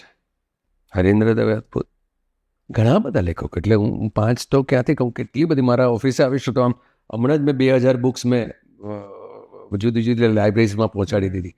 બહુ વાંચતો હતો, પણ મને છેલ્લા 5-6 વર્ષથી આંખની સમસ્યા થઈ છે કે હવે હું પહેલાં એવું હતું કે આજે પણ મારે હમણાં રૂમ પર જઈશ હોટલ પર તો 3 પુસ્તકો આમ પડ્યા છે. હું એક પુસ્તક એક સાથે ના વાંચી શકું. આ વાંચ્યું અડધો કલાક પછી આમને મારે લેવાનું હોય, આવું હોય મારે બધી જ. એટલે સાયન્સથી લઈને ફિક્શનથી લઈને નોન ફિક્શનથી લઈને હમણાં છેલ્લા 8 વર્ષથી આઈ એમ ઓન ધ બાયોગ્રાફીઝ, કે જેટલા વ્યક્તિઓને બાયોગ્રાફી બને ઇન્ટરેસ્ટ પડે, કે સ્પોર્ટ્સમેન હોય કે એક્ટર્સ હોય કે ડિરેક્ટર્સ હોય કે રાઇટર્સ હોય કે કોઈ પણ ભાષાના. આઈ ટ્રાય ટુ. હમણાં ગુરુદત્ત અને ઇરફાનની 2 બહુ સુંદર બુક્સ આપણી ગુજરાતીમાં આવી છે, તો એ વાંચી રહ્યો છું. સંજીવ કુમારની હમણાં હું સુરત ગયો એમની એકાંકી સ્પર્ધાના ઓપનિંગ માટે, ત્યારે મને જે એમણે બુક આપી છે એ વાંચી રહ્યો છું. બહુ સુંદર છે, વાંચવા માટે તો એટલું બધું જુદું છે. બહુ ગાંડો ચાહક હતો હું સફારી અને સ્કોપનો. નગેન્દ્ર વિજય અને એ લોકોએ જે કામ કર્યું છે એટલે અદ્ભુત કામ કર્યું છે. અનફોર્ચ્યુનેટલી આપણે ગુજરાતીઓ કઈ બાબતમાં પ્રાઇડ લઈએ છીએ? આપણે એક મેગઝીન નથી સાચવી શક્યા. આપણે માત્ર પીઠને થાબડતા જ રહેવાનું છે. આપણે બહુ મહાન કરી, તમે સફારી નથી સાચવી શકેલા તો કઈ બાબતનું પ્રાઇડ? તમારા બચ્ચાને 40 વર્ષ પહેલા એ વ્યક્તિએ જ્યારે મારા ફાધર, મને યાદ છે સ્કોપ, ત્યારે નામે સ્કોપ હતું, મારી પાસે હજુ પણ એની પ્રતિઓ સાચવેલી છે, કે સાયન્સનું પહેલું મેગઝીન કે જેની અંદર નાનામાં નાના બચ્ચાને રસ પડે ને એ રીતે એ લોકોએ જે રીતે મૂક્યું હતું. આ એક વસ્તુની મેગઝીન આપણે ના સાચવી શકીએ તો આપણે આપણે આપણે આપણે કયા મહાન ગુજરાતીઓ? સાહિત્ય, સિનેમા, આ બાબતમાં આપણે ખરેખર ખૂબ કાચા રહ્યા છે. પ્રજા તરીકે સાહિત્ય આપણું નીચું નથી, અદ્ભુત સાહિત્ય છે આપણી પાસે, પણ એના ચાહક તરીકે કે સાહિત્યને સાચવવાની તમારી એક ફરજ છે. તમે ચાલો ને મરાઠીમાં દરેક ઘરની અંદર એમના સાહિત્ય વિશે જે પ્રાઇડથી વાત કરવામાં આવે છે. સો બુક્સ આર લોટ્સ મેની, ઘણા ટ્રાન્સલેશન્સ. મેં બહુ સુંદર હમણાં મરાઠી 2 બુક્સ વાંચી. એક છે કાશીનાથ ઘાણેકર નામના અમારા મરાઠીના એક્ટર હતા, જેની પર નાથ હા માઝા, જેની પર હમણાં એક ફિલ્મ બની છે, કાશીનાથ ઘાણેકર. એકદમ કડક વાળા, એ એમની જે ટેગલાઈન હતી એ. હા, એ જે એકદમ કડકવાળા. અને બીજી એક બહુ સુંદર ડૉક્ટરની બાયોગ્રાફી છે. એમના મૃત્યુ પછી એમની પત્નીએ લખી છે, હૃદયસ્થ. કોકિલાબેન અંબાણી હોસ્પિટલ જે છે ને, એ હોસ્પિટલ જેમણે શરૂ કરી હતી ને, એ ડૉક્ટર માંડકેની અદ્ભુત હૃદયસ્થ નામની એની બાયોગ્રાફી એની વાઈફે એના પોઈન્ટ ઓફ વ્યૂથી મૂકી છે. એ છેલ્લા 2 અદ્ભુત રીતે વંચાયેલા પુસ્તક. ઇવન મરાઠીમાં બાયોપિક્સ પણ એટલી સરસ બને છે. પૂલા દેશપાંડેની ઉપર બની છે. તમે આની જુઓ, કાશીનાથ ઘાણેકરની જે બની છે, શું ફિલ્મ! ઓહ, એ લોકોનો પ્રેમ છે યાર. હું અહીંયા વાંક નથી કાઢી રહ્યો, પ્રેક્ષકોનો વાંક લોકોની જેમ મારે નથી કાઢવો, પણ બુક્સ આપણે નથી બચાવી શકતા. તમે જુઓ, એક જમાનામાં 8-8, 10-10 પ્રતિઓ છપાતી. ચલો આજે બુક્સ વાંચવાનું નથી તો આની અંદર તો આપણે સાચવી શકીએ છીએ, એ ત્યાં તો આપણે લાવી શકીએ એમ છે, પણ એ માટેના પ્રયત્નમાં આપણે કદાચ વેપારને જ સૌથી વધારે મહત્વ આપ્યું છે. ગુજરાતીઓ એટલે વેપાર એવું નથી યાર. ગુજરાતીઓમાં 10% માંડ લોકો વેપાર કરે છે, બાકીના તો સામાન્ય જીવન જ જીવી રહ્યા છે. બધા જ વેપારીઓ છે લ્યા. પણ એક ગુજરાતી એટલે બહુ મહાન વેપારો જ, પૈસાની રેલમ છે. આ બધું જે ખોટું જે આખું એક ચિત્ર બનાવવામાં આવ્યું છે, નહીં યાર. ચાલો ને બતાવું, કેટલા લાખો ગુજરાતીઓ છે જે તમારે નક્કી કરેલી વ્યાખ્યામાં નથી, પણ બહુ જુદા પ્રકારના ગુજરાતીઓ છે. We are sidelining this people. મને બહુ દુઃખ થયું. સ્કોપ બંધ થયું, સફારી બંધ થયું. અને જે રીતે મેં એમનો છેલ્લો ઇન્ટરવ્યૂ મેં જોયો, દેવાંશી સાથે નહોતો, આઈ થિંક સો, અને આઈ felt I was in tears, કે મારી પાસે કાશ એટલા પૈસા હોત તો મેં કહ્યું હોત કે આઈ વિલ ટેક ઓવર. દુર્ભાગ્ય મારી પાસે સરસ્વતી છે, મારી પાસે લક્ષ્મી નથી. પણ આપણે ત્યાં તો એટલા બધા લક્ષ્મીપતિઓ છે જેમની પાસે વેસ્ટ અને ઇન્વેસ્ટ કરવા માટે પુષ્કળ છે, પણ એમાંથી એક માણસને એમ નથી થતું કે મારા ત્યાં મારો ભત્રીજો આ માગતો તો ચાલ ને આપણે એને સાચવી લઈએ. કેટલા રૂપિયાની જરૂર પડે? સમ ક્રોર્સ. ચાલ જવા દે, આ બધી મારી અંગત ફરિયાદો છે. પણ હવે અંગત, મારે ક્યારનો હું રાહ જોતો તો આ પ્રશ્ન પૂછવા માટે. હવે સોનલ મેં એમને પહેલી વખત મળ્યા હતા, એ મુલાકાત હજી યાદ છે? એકદમ યાદ છે. રંગીલાનું કેરેક્ટર હોય એવું જ છે બસ. હું ત્યારે બહુ જુદો હિતેન હતો. આઈ એમ ટોકિંગ અબાઉટ 83-84. મેં એવું સાંભળ્યું છે તમે બહુ જ તોફાની હતા. ભયંકર તોફાની શબ્દ નાનો તોફાની પડે. નહીં, હું આઈ વોઝ મોર ધેન તોફાની. એક એવા માહોલમાંથી એ પ્રકારનો વ્યક્તિ બની ગયો હતો. આઈ વોઝ વેરી મચ હિંસક, વેરી મચ શોર્ટ ટેમ્પર્ડ. બાકીની જે અમુક જે ભેદ છે હું મારી નવલ, મારી આત્મકથા માટે રાખીશ. હું પેલું મુંબઈનો એ માહોલ તું ઇમેજિન કરી રહ્યો છું. તમે હું માથા ભારે હતો. અને ફર્સ્ટ યર મારું, એટલે FYJC, first year of junior college, મારી ગેંગની સાથે એક ટોળામાં આવતી છોકરીઓને જોઈને કોને ખબર, આઈ ફીલ કે શી ઇઝ ફોર મી. આવું કંઈ આપણે નવલકથામાં એવું કે સિનેમામાં આવું જોઈએ એમ. અને ટુ અચીવ હર, નાટકોમાં ત્યારે કામ કરવા માટે છોકરી ના મળે ઇન્ટરકોલેજમાં, એટલે ગમે તે રીતે ત્યાં સુધી પ્રપોઝલ પહોંચાડીને ત્યાં નાટકોમાં કામ કરીને આવી બધા પ્રયત્નો કર્યા કરીએ. અને એમાં વર્ષ દોઢ વર્ષના સંઘર્ષ પછી ક્યાંક મૈત્રી માટે હા પડાય અને પછી ક્યાંથી એ ફાઇનલ હા થઈ ગઈ અમને બંનેને ખ્યાલ નથી. But that was my first આમ ટોકિંગ અબાઉટ 83થી મારી સંઘર્ષ એને કન્વિન્સ કરવાના શરૂ થયા હતા. 84 ફેબ્રુઆરીમાં she said yes okay I am ready to have a conversation with you. અને એ રીતે અમારી સંબંધની શરૂઆત થઈ 1984માં. આજે આપણે બેઠા છે 2025 માટે 41 વર્ષ જેટલો સમય થયો અમે લોકો સાથે છીએ. મારા છે ને હમણાં જ લગ્ન થયા છે, તો મને સક્સેસ મંત્ર આપો. 41 વર્ષનો નિચોડ શું છે લગ્ન જીવનનો? ટ્રાન્સપરન્સી. કોઈ પણ વાત એકબીજાથી તમે ના છુપાવો તો ક્યારેક ગેરસમજણના અવકાશ જ નથી રહેતો. પ્રેમને બધી વસ્તુ બોલવી બહુ સહેલી છે, પણ એ જાળવવી મારા મનમાં શું છે, મારી તકલીફ શું છે, કે મને તારું શું ગમે છે વ્યક્ત થતાં શીખો. મને એમ લાગે રિલેશનશિપને જો સૌથી વધારે તાજું રાખે. આજે પણ તું મને ને સોનલને જોઈએ તો એમ નહીં લાગે કે 41 વર્ષનો થાક અમારા લગ્ન જીવનમાં તને નહીં વર્તાય. પણ એ નવું શું રાખે છે રોજે રોજ? એવરી ડે હેઝ ટુ તારી જાતને તારે એ તો મનાવવું જ પડે કે મારું આ સમગ્ર ઘટના છે ને.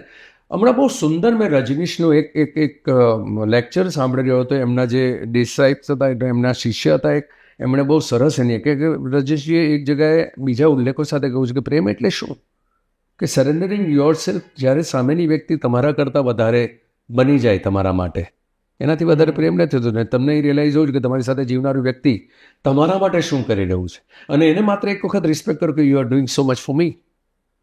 એટલું વેલ્યુ થશે ને તો જિંદગીની કોઈ પણ અથડામણમાંથી તું હેમખેમ નીકળી શકે. બાકી કોઈ એમ કે પ્રેમ જ કરવો છે, પ્રેમ કરતા થતો જ નથી. એ પદાર્થ થોડી છે યાર.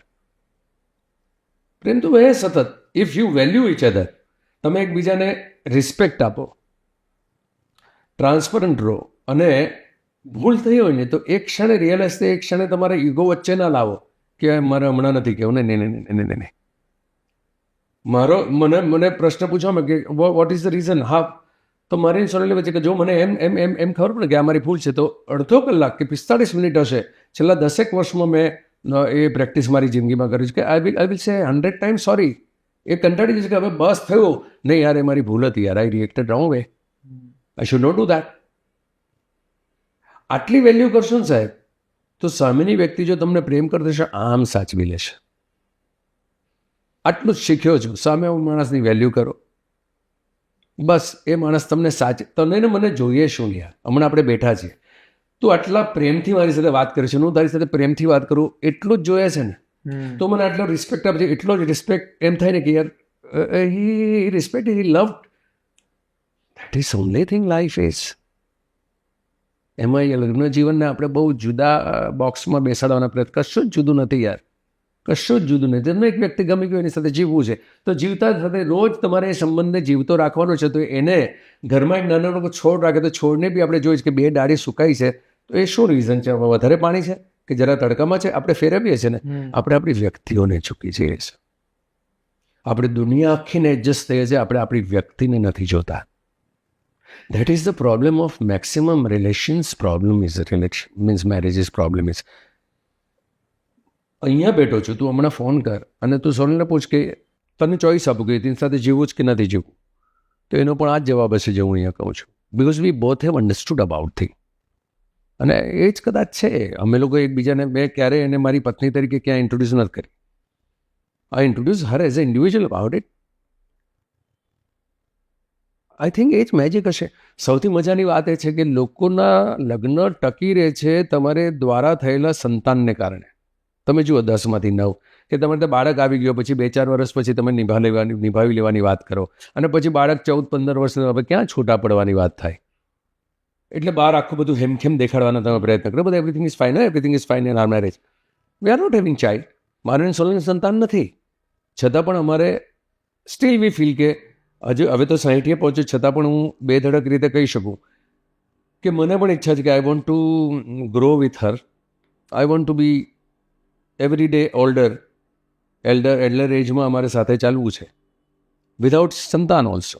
અને મેક્સિમમ મજાની વાત એ છે કે મેક્સિમમ સમય હું ઘરથી દૂર રહ્યો છું, એટલે ઓન એન એવરેજ 12 મહિનામાંથી 8 મહિના તો મારા ટ્રાવેલમાં હશે, મારા કામકાજને કારણે. મારું બેઝ એ છે, મારું જન્મસ્થળ એ છે, કર્મસ્થળ આ છે.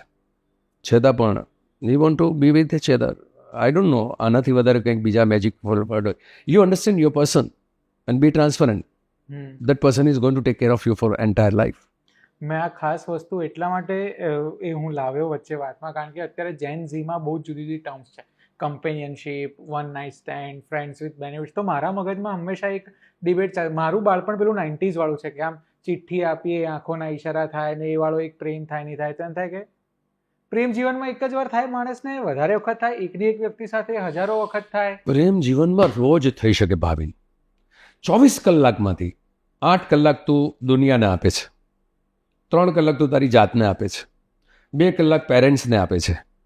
એક દિવસ પ્રયત્ન કરજે કે 10 મિનિટ તું તારા પાર્ટનરને આપ, માત્ર 10 મિનિટ. 11મી મિનિટે she will be again in love with you or he will be again in love. We don't give that time. Time management જ નથી આવડતું આપણને. આપણે બહાર જ એટલા બધા ખર્ચાઈ જઈએ છીએ કે આપણા પોતાનામાં ઇન્વેસ્ટ શું કરવું છે, પોતાનામાં પણ કે પોતાનામાં પણ, ત્યાં ચૂકી જઈએ છીએ. Which I never or she never. So that is the only reason મારેના સોનાના રિલેશનશિપમાં. અને મારા ફેસબુક જે લોકો રીડ કરતા હશે કે હું વ્યક્ત થવામાં ક્યાંય કંજૂસ નથી રહ્યો. કે લગ્ન જીવન ઓકે કેમ ના હોવું જોઈએ? હું જાહેર વ્યક્તિ છું તો મારું પોતાનું પર્સનની સાથેની વાતો હું કેમ ગોપિત રાખું? હા, સિવાય કે એને એમ ઈચ્છા હોય કે આ વાત મારી ગોપિત રહેવી જોઈએ, પણ મને એના માટે શું ભાવ છે હું શું કામ ના કહું? એ કોણ કહેશે? So that has to be reason. Cigarette પીવાની જે આદત છે એના વિશે શું કહે છે? છોડી દીધી, છૂટી ગઈ. 3.5 વર્ષ થયા ભાઈ. 33 વર્ષ 30 સિગરેટ 60 સિગરેટ રોજ પીતો હતો. 3.5 વર્ષ થયા. તમે આમ ધુમાડાના ગોટે ગોટે ઓડાડો ને તો મને જરાય ટેમ્પટેશન નહીં થાય. હજુ પણ મારી ઓફિસમાં એ જ બધી એસ્ટ્રેસ રાખી છે. તમે મારે ત્યાં આવો, if you want to have, બારી પર ઉભા રહીને પીઓ. મને હું એમ નથી કહેતો તમે છોડી દો, પણ એક દિવસ આથી થઈ ગયું કે હવે બસ થયું અને મુકાય. પછી એક ક્ષણ માટે મને ટેમ્પટેશન નથી થયું. એ વાતને 3.5 વર્ષ થઈ ગયા. I left it and I am feeling happy getting. I am feeling more fresher inside. એ સમય હતો જ્યારે એને માણવાની હતી, માણી લીધી. એક દિવસ ડૉક્ટરે મને પૂછ્યું કોઈ બીજા કારણસર હોસ્પિટલાઇઝ થયો હતો અને કે હાર્ટ ઇઝ ફેન્ટાસ્ટિક. બીજો પ્રોબ્લેમ છે તારો, જીનેટિક પ્રોબ્લેમ છે, હાર્ટ એક્સપાન્ડ થઈ ગયો હતો because of my mom and my grandma. તો એના માટે 4-5 દિવસ આઈસીયુમાં હતો. પણ પછી બહાર નીકળ્યા પછી નાખી ઘટના કે there is no blockage nothing. પણ આ છે ને આ કારણસર આપણે જીનેટિકલી અને આ રીતે આપણે વર્કઆઉટ કરવું પડશે. દેન બહુ મૈત્રીમાં એણે પૂછ્યું કે ડુ યુ સ્મોક? કે આઈ સ્મોક ફ્રોમ 30 years, 33 years. તો કે you want two smoke or you want to work? I want to work. તો કે મૂકી દો ને. એટલે મૂકી દીધી. તો બધાને એમ કહ્યા તો બોલતા ચોથા દિવસે શરૂ થશે. એ મુકાય ભાવિન. કોઈ એમ કહે છે ને સિગરેટ છોડવી મુશ્કેલ છે, હું કહું છું વાત જ ખોટી છે. તમે અહીંયાથી નક્કી કરી નાખવાનું પડી ગઈ વાત. વ્યક્તિ થોડી છે કે છોડવી મુશ્કેલ છે. અને જતી રહીએ. સર બહુ જ બધી વાતો છે. આપણે એટલી વાતો કરી કે મેં આ મૂકી દીધા છે કાગળ, અને મારે બહુ જ બધી વાતો કરવી છે. તમારા વેટરનિટી ડૉક્ટર બનવાના એક ખ્યાલ વિશે વાત કરવી છે. HK દિલશે તમે લખો એના પર, પણ મને થોડીક હવે સમયની મર્યાદા પણ છે ને, તો થોડોક એક પાર્ટ મેં મારા પોડકાસ્ટમાં હંમેશા રાખ્યો છે.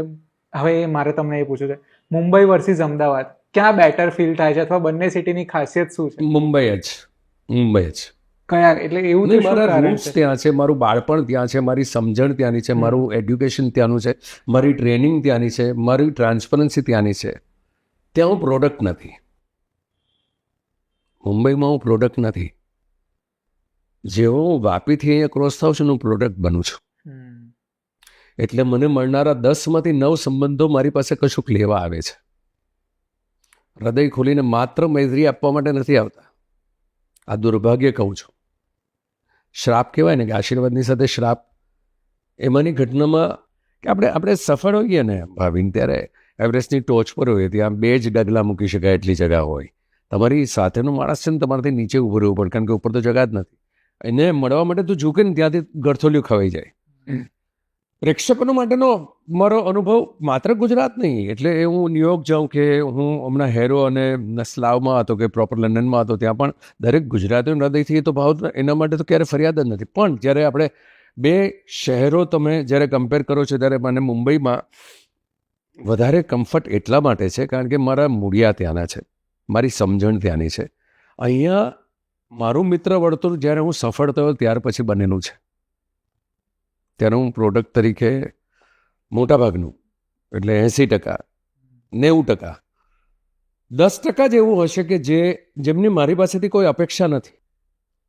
હિતેન કુમાર છું એની, તો એમની સાથે આજે પણ મારા એટલા જ તાજા સંબંધો છે કે એ એવા વ્યક્તિઓ છે કે જ્યાં હું અહીંયા અમદાવાદમાં પગ મૂકું તો એમને મારા પહોંચવાથી લઈને મારા જવા સુધીની ક્ષણો એમને ખબર છે ને એમની મોટાભાગની ક્ષણો મારી સાથે જીવાતી, કોઈ પણ અપેક્ષા વગર એકબીજાની, જેમાં સ્ટેટસ ક્યાંય નથી આવતું, કે આર્થિક ઘટનાઓ નથી આવતી, કોઈના ભૂલો પણ ક્યાંય વચ્ચે નથી આવતી. પણ તમે જો મને પૂછો કે બે શહેરમાંથી કહ્યું તો કામ માટે આ શહેર મારું જે કર્મક્ષેત્ર છે એના માટે આ શહેર નહીં, આખું ગુજરાત. અને મારું પોતાનું, હું જ્યારે પહોંચું જે જગ્યાએ જ્યાં મને પોતાનું ઘર લાગે એ મારું મુંબઈ, કે મુંબઈના આબોહવામાં ઉતરું તો ત્યાં એક એવું વાતાવરણ છે કે જો રોજ તમારે છે ને અપડેટ થવું પડે. અહીંયા મને એમ લાગે છે કે એવું બધું મેળવી લીધું કે એક સ્ટેગ્નન્સી આવી જાય. જો હું જરા કામ ચૂકું ને તો હું સ્ટેગ્નન્સી આવી જાઉં, because everywhere there is excellent, અદ્ભુત, આ બધી છે, સરસ એપ્રિસિએશન થાય છે, એનો આનંદ જ છે. પણ ત્યાં જાઓ એટલે મને થાય જોયું કેટલું બાકી છે શીખવાનું. Okay, I have to update myself. So I feel more comfortable at Mumbai હોઈશ ને ત્યાં સુધી મારી ધાર તેજ રહેશે. જો અહીંયા હું વસી જઈશ ને તો હું બુઠ્ઠો થઈ જઈશ, એવું મને લાગે છે. તો તમે વર્લ્ડ ટ્રાવેલ બી કરો છો, લંડન, મુંબઈ, અમદાવાદ વચ્ચે સતત શિફ્ટ થાવ છો. સર, ફૂડ ક્યાંનું ફાવે, અમદાવાદનું કે મુંબઈનું? માત્ર ઘરનું. મારા ઘરે જે બન્યું હોય કે આપણા જેવા લોકોના ઘરે બન્યું હોય, જેમાં એક પણ પેલું મહેમાન માટે બનાવેલી વસ્તુ હોય એ નહીં, એ તો બધું જ બહાર મળે. પણ ઘરની સાદી રોટલી આપણી, કે આપણો રોટલો, કે જુવારનો રોટલો, કે ઘરનું બનેલું કાંદા બટાકાનું શાક, કે ટીંડોળાનું શાક જે ક્યાંય હોટલમાં મળતું નથી. રાઈટ? તમે વિચાર કરો, આપણા ઘરે ચોળી ડુંગળી પણ હોય અને દરેક કારેલાનું પણ આપણા ઘરે બનતું શાક તમે કોઈ હોટલમાં નથી પામી શકતા. તમે જે ગુજરાતી રેસ્ટોરન્ટમાં જાઓ છો ત્યાં પણ જરા બધું અતિ સાથેનું ગુજરાતી હોય છે. સામાન્ય ફૂડ તારું ને મારું જે ઘરમાં બનતું હોય, સાદું, વિધાઉટ એની મહેમાન ગતિ માટેનું નહીં, સાદું. આઈ લવ દેટ. સર, મારા પોડકાસ્ટમાં છે ને એક સેગમેન્ટ હોય છે કે પોડકાસ્ટ સમઅપ કરીએ ત્યારે બધી જ વાત કરીએ. તમે આ પોડકાસ્ટમાં બહુ જ બધા વિષયો પર વાત કરી છે, તમારો આટલો લાંબો અનુભવ છે, જીવનનો નિચોડ છે. આપણે જો આ પોડકાસ્ટને છેલ્લી 5 મિનિટમાં કંઈક કહી દેવું હોય કે કોઈ આખું પોડકાસ્ટ ના જોઈને આ 5 મિનિટ પણ જોઈ લે તો એને આખું સમજાઈ જાય, તો એવી કંઈક વાત તમે કરો. 5 જ વાક્યોમાં કહું કે દરેક સંબંધનું, દરેક ડેસ્ટિનેશનનું એક કારણ શોધી લેજો તમારામાંથી. કે સપોઝ તમારે કોઈકની સાથે જીવવું છે તો હું કેમ આની સાથે જીવવા માંગુ છું. અને તમે જો હા સ્વીકારી લીધું હોય કે સામેવાળાએ હા સ્વીકારી લીધું હોય તો એ સંબંધને તાજા રાખવાનું કારણ શું છે? કારણ છે ને આપણે ચૂકી જતા હોઈએ છીએ. કરિયરમાં પણ કે હું આ વિષયમાં કશું કરવા માંગુ છું, કેમ? કારણ શું?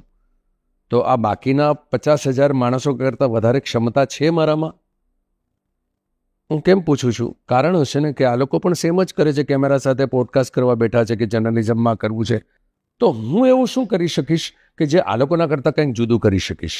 એ કારણ. આટલી બધી વ્યક્તિઓમાંથી એક વ્યક્તિ સાથે મારે ગ્રો થવું છે, કેમ? એ કારણ તમે સમજી લેજો તમારી જાત પાસેથી, લાઈફ બહુ સરળ બની જશે દોસ્ત. કરિયર હોય, સંબંધ હોય, તમારા મધર ફાધર સાથેના રિલેશન હોય, તમારા બાળક સાથેના, કે બાળક ત્યારે પેદા કરી દીધું એટલે પતિ નથી ગયું કે તમે ઉપકાર નથી કર્યો, તમે તો માત્ર માધ્યમ બન્યા છો. તો એણે દેહ આપીને તમારે ત્યાં અવતાર્યું છે અને એણે ઉપકાર કર્યો તમારે ત્યાં જન્મીને. એ ધારત તો બીજાને ત્યાં જઈ શકત, પણ પછી ત્યાં તમે પિતા જ બનીને બેસો એમ નહીં, એની સાથે મિત્રની સાથે એ કેમ આવી રીતે બિહેવ કરે છે, એનું કારણ જાણો. કે તમારી વ્યક્તિ કેમ જરા જુદી રીતે વર્તી રહી છું, કારણ જાણી દઉં. કારણ સમજજો યાર. તમારા જીવવાનું કારણ પણ તમને ખબર હોવું જોઈએ કે તમે શાના માટે બર્થ લીધો છે. 25 વર્ષ સુધી તમને નહીં ખ્યાલ, પણ 25મા વર્ષ પછી તમને કારણ ખબર પડે કે મારું કારણ જીવવાનું આ છે, I have to be there. તો તમને છે ને રોજ સવારે ઉઠવાનું એક કારણ મળશે. આપણે છે ને 90% માણસો સવારે ઉઠવાનું કારણ જ નથી જાણતા, એટલે દિવસ આખો લેથાર્જિક જાય છે. તારી પાસે કારણ હશે ને, કાલે ક્યારે 6 વાગે ને 7 વાગે રેડી થઈને I will start doing that. આ તરવરાટ સાથે તું 80માં વર્ષે પણ જીવી શકીશ. Meaning, reason, find out a reason for your life. Sir again ફરી વખત કહીશ કે તમે જે ફ્લોમાં વાત કરો છો ને તો મને એમ થાય છે કે આપણે આ પોડકાસ્ટને અટકાવીએ જ નહીં. બહુ જ બધી વાતો કરીએ, તમે જે રીતે વાત કરો છો બહુ મજા આવે છે.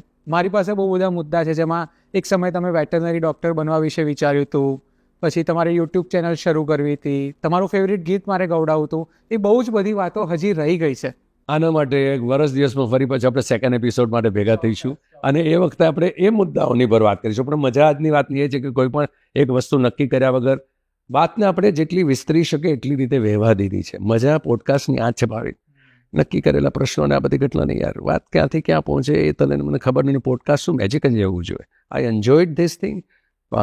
શ્રોતાઓને દર્શકોને એટલું જ કહું કે જે પણ કહ્યું છે દિલથી કહ્યું છે. મારું હેશટેગ જે કહે છે HK દિલ છે, એ દિલથી જ વાત કરો તો એ વાતનો અર્થ છે. અને ભાવિનની સાથે દિલની વાત તમારા સુધી પહોંચાડવાની મજા આવી. Thank you very much.